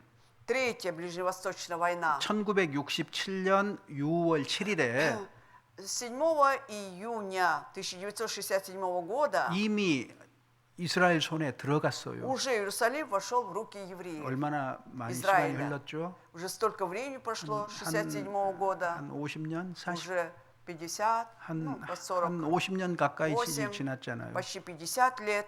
근데 이방인 그 예루살렘은 Но Иерусалим, 자 여기 이방인의 때가까지 짓밟힌다고 했는데 если написано будет попираем язычниками, доколе. 이스라엘 지금 예루살렘을 이스라엘이 차지했잖아요. Но Иерусалим уже, это евреи уже заняли весь 근데 Иерусалим. 왜 안 끝났을까요? А почему же не заканчивается время 거기 язычников? 독특한 지역이 있어요. Там есть особый какой-то район. 성전 자리, Это 성전 자리. место храма. 성전 자리, 성전 주변은 이스라엘 사람이 지키는데요. Вот вокруг это место возле храма, там охраняют израильские войска. 근데 Но- 이스라엘 사람은 못 들어가요. Но сами израильтяне не могут войти в это 여전히 место. 아랍 사람들 손에 Все так же 있어요. этот храм в руках арабов. 왜? 여기가 Почему? 여기가 Потому что здесь 그들의 성지예요. это их святое место. 유대인에게도 성지인데 이슬람에게도 И для 성지예요. иудеев, и для мусульман тоже это святое место. 무함마드가 승천한 곳으로 알려져 Они 있어요. считают, что в 무함마드가. этом месте как раз Мухаммед вознесся. 그러니까 해결하기가 참 어려워요. Очень сложно сейчас решить этот вопрос. 유대인은 솔로몬 성전이 있는 자리고. А для иудеев это место, где находился Соломон, храм Соломона. 그래서 2018년에 И в 2018 году 미국이 мы знаем, что Америка, 대사관을 테라비브에서 во 예루살렘으로 времена 딱 옮기잖아요. Трампа, значит, они вот это вот американское посольство перевели из Тель-Авива в Иерусалим. 이게 Это- 큰 의미가 있는 Там 사건이에요. большой смысл был. 예루살렘 유대인 거다 하고 지금 얘기한 Тем самым 거거든요. хотят показать, что Иерусалим это еврейский город. 자, 그래서 지금 이런 상태인데 Вот такое состояние 이 сейчас. 문제가 언제 풀리냐면은요. А когда решится эта проблема? 적그리스도가 나타나서 Когда явится антихрист. 기가 막힌 방법으로 이 문제를 Вот 풀어낼 거예요. потрясающим способом он решит эту проблему. 그래서 사람들이 그를 이 그리스도라고 люди 따르는 이런 일들이 Последует 벌어지는 за ним, 겁니다. считая, что это Христос, вот это будет происходить. 자, 그래서 간략히 생각해 보는 하나님의 시간표 그러면은요. Если вот кратко представить Божье расписание, 자, 이제 교회 시대가 있잖아요. вот 교회 есть 시대. время церкви, 요건 이방인의 это 시대입니다. время язычников. 예수님이 오시고 Потом придет Иисус 그다음에 второй раз. И, 교회 시대가 시작이 됐고 когда пришел первый раз Иисус, началось время церкви. 그리고 교회 시대 끝에 И в конце времени церкви 예수님이 공중에 재림하셔요. Иисус придет на воздухе. 우리는 공중에서 주를 영접하게 Мы 될 будем 겁니다. взяты на небо и встретимся с Господом на воздухе. 그리고 이 땅에는 А на этой земле 유대인들과 거듭나지 아니한 사람들이 남겨지겠지요. останутся иудеи и нерожденные свыше люди. 7년 환란이 있을 거예요. Будет семилетняя скорбь. 역사 속에서 가장 참혹한 환란이 될 Это 겁니다. самая такая жестокая скорбь, наверное, будет в истории. 그런데 Но 평화의 모습으로 찾아와요. это все придет в виде мира. Мир. 평화의 모습으로 Вот 찾아와요. маскировкой мира. 그 요한계시록 6장부터 19장까지가 Вот как раз то, что написано с 6 главы по 19 главы Откровений, 7년 환란 속에 있을 일을 얘기하고 있는데 то, что будет там в семилетнюю скорбь написано, да? 그 계획표가 6장에가 있어요. И вот этот план, вот таблица плана есть в 6 главе, 한 사람이 흰 말을 타고 что один 나오는데 придет на белом коне, 활은 있는데 он будет иметь стрелу, 화살이 보이질 않아요. то есть иметь стрелу, а вот саму вот это, как тетиву 이걸 нет у 감추고 него, 있는 거예요. она 감추고. скрыта у 그래서 него. 흰말 탄 자가 6장에서는 И 적그리스도입니다. поэтому в 6 главе на белом коне это антихрист. 그래서 평화의 모습으로 왔다가 Придя в мире, как в образе мира, 3년 반 동안 유대인 14만 4천이 구원을 받고 За 3,500 лет иудеи получат спасение. 그 3년 반 144. 중반 7년 환란 중반에 И где-то в середине вот этой 7-летней скорби, 데살로니가 후서 2장에 있는 как 것처럼 написано во 2 главе 2 Фессалоникийцам, 성전에 앉아서 воссядет во храме 내가 하나님이다 하고 и 외치는 будет 거예요. говорить, что он Бог, провозглашать будет. 참남된 말을 하게 되는 И 거고 будет говорить хульные слова. 후 3년 반 동안에는 И во второй половине 7-летней скорби 엄청난 환란 속에 들어가는 겁니다. люди войдут в огромную скорбь. 자, 그리고 7년 환란 И 끝에 в конце 7-летней скорби 마지막 전쟁이 벌어집니다. 마지막 последняя 전쟁. война уже будет. 그리고 이 전쟁으로 И из-за этой войны 모든 권세가 예수님께로 돌아가고 все власти возвратятся к Иисусу. 1000년 동안 이 땅에서 천년 왕국이 펼쳐져 이 И 땅에서 на этой земле откроется тысячелетнее царство. 그리고 나서 И после 천년 этого, 왕국 끝에 в конце тысячелетнего царства, 새 하늘과 새 땅 영원한 천국이 펼쳐지는 거예요. разворачивается новое небо, новая земля, то есть вечная земля. 성경은 명확하게 시간을 우리에게 그래서 비블리아 얘기를 하고 있습니다. четко представляет весь Божий план. 우리는 어디에 사느냐? А мы теперь в какое время 교회 живем? 시대 끄트머리에 살아요. Мы 교회 живем в 시대 끄트머리. конце времени церкви. 곧 주님 오셔요. Скоро вот-вот придет 공중에서 Господь. 주를 영접하게 될 거고 Кто-то встретится с ним на воздухе. 거듭나지 않은 사람은 또 7년 родился 환란 속으로 свыше. 빨려 들어가게 될 Они 겁니다. войдут, извините, в 7-летнюю скорбь. 우리가 이런 놀라운 시대에 살아가고 То есть 있고 мы живем в такое удивительное время сейчас. 제가 구체적으로 성경 찾지 Мы 않았는데 конкретно не искали Библии. 이거는 휴거라든가 천년 왕국이라든가 천국의 영원한 천국에 대해서 자세히 성경 얘기하고 있습니다. Но Библия очень подробно говорит о вознесении, о тысячелетнем царстве, о новом небе, новой земле. 어떻게 사람이 공중으로 Как 끌어올려지느냐? человек будет восхищен на небо. 얀디즈나요.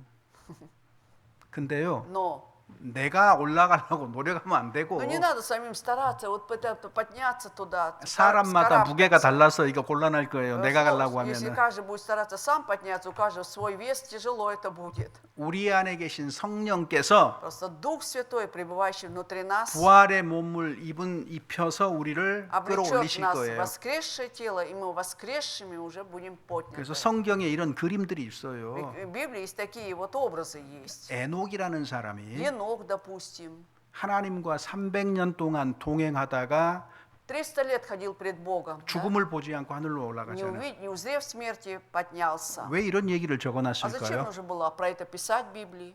엘리야가 Или Илия, 죽음을 보지 않고 тоже, не усмотрев смерти, не 하늘로 올라갔잖아요. вкусив, тоже оказался там на 엘리사가 небе. 이거 봤잖아요. Елисей был свидетелем. 왜 이런 거 Зачем 적어놨을까요? нужно было об этом писать? Зачем? 공중에서 우리가 끌어올려져서 주님을 만난다는 것이 소설이 공상 과학 소설이 И 아니에요. то, что мы тоже будем взяты на воздух и встретимся с Господом, примем, это не роман, не фантастика. 실제 있을 Действительно, 일이에요. это все будет.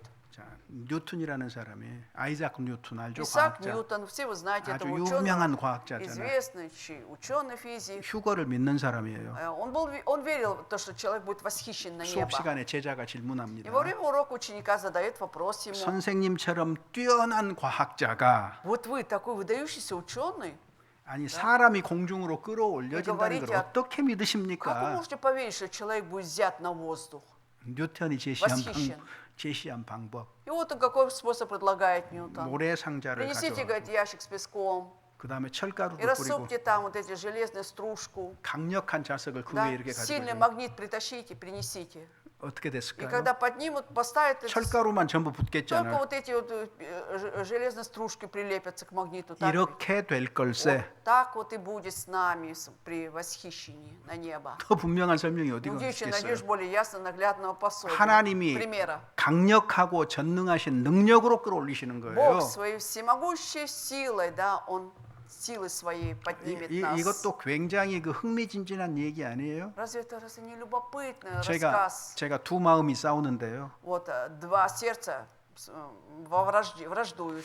이 휴거에 내가 참여를 직접 살아서 한번 해보고 싶어요. Вот я хочу, допустим, да, вот при жизни поучаствовать в этом восхищении на небо. 근데 또 한 가지는요. А еще одна другая душа говорит: 아니야. нет, нет, 하나님이 죽음을 통과하도록 했으니까 Но Бог же сказал, что мы прошли через смерть. 육체의 죽음도 경험해 보고 싶은 거예요. Я хочу сначала вот это испытать для себя смерть плоти моей.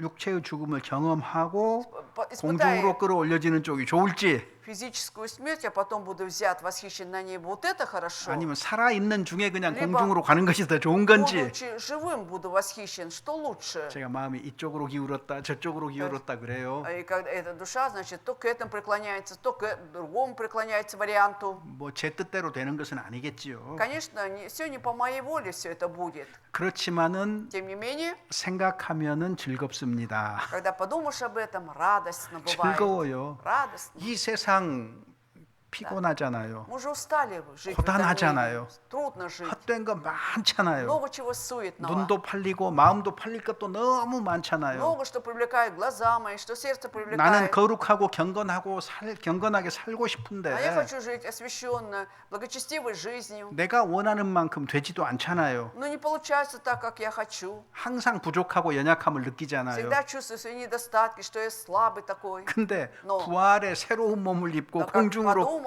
올라간다? что я облечусь в воскресшее тело и буду взят на воздух. 다스비다냐 죄하고는 Я 다스비다냐. скажу, до свидания греху.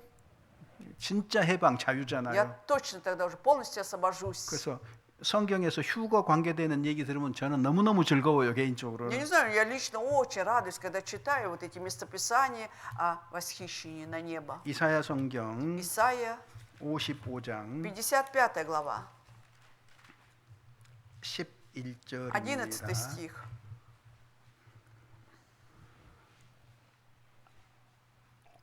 Читаем. «Так и слово мое, которое исходит из уст моих, оно не возвращается ко мне тщетным, но исполняет то, что мне угодно, и совершает то, для чего я послал его». 하나님의 말씀을 10절에 비하고 비교를 하고 В 있습니다. 10 стихе Слово Божье сравнивается с дождем, 헛되이 내리는 비는 없어요. что нет такого дождя или снега, который бы попусту бы опускался на землю. 근데 11절에 Но в 11 стихе 하나님 입에서 나오는 말도 так и Слово Божье, исходящее из уст Его, 헛된 것이 하나도 없다. оно не возвращается тщетно. 하나님의 뜻을 다 이룬다 그 말이에요. Имейте в виду, что вся воля Божья 그래서 исполнится. 성경에 기록된 하나님의 말씀이 다 이루어질 겁니다. Поэтому 빠짐없이. все слова, написанные в Библии, без исключения, они все исполнятся. 기쁨으로 이 하나님의 역사에 참여하는 것이 가장 복된 건데 Самое благословенное, когда ты участвуешь в этом с радостью, в этом Божьем деле. 이것을 위해서 우리가 거듭나서 영생 얻는 것이 필수적이다 그 말이죠. Вот для чего необходимо нам при жизни родиться свыше, иметь жизнь вечную. 내일 또 참석하세요. Поэтому и завтра участвуйте. 왜 우리가 거듭나야 되는지, Мы рассмотрим, для чего мы должны родиться 어떻게 свыше, 거듭날 수 있는지 как можно родиться свыше. 그걸 얘기 드릴 겁니다. Об этом уже будем говорить. 예, 오늘 여기까지 На этом 하겠습니다. сегодня все. 고생하셨습니다. Спасибо вам. 하나님 감사합니다. Господь, мы благодарим Тебя. 주님의 말씀을 상고하는 가운데 하나님이 살아계시고 성경이 사실임을 마음속에 받아들이도록 은혜 베풀어 주시옵소서. Дай нам всегда Твою благодать, Божия, чтобы, разбирая Слово Твое Божие, мы еще раз отложили Твои слова о том, что Ты Бог живой.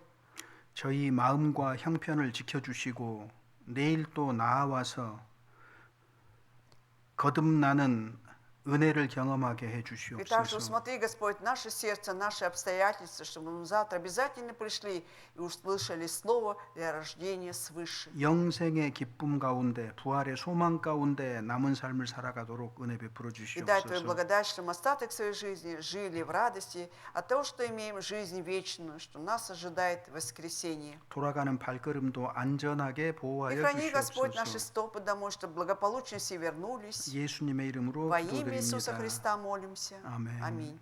예, 감사.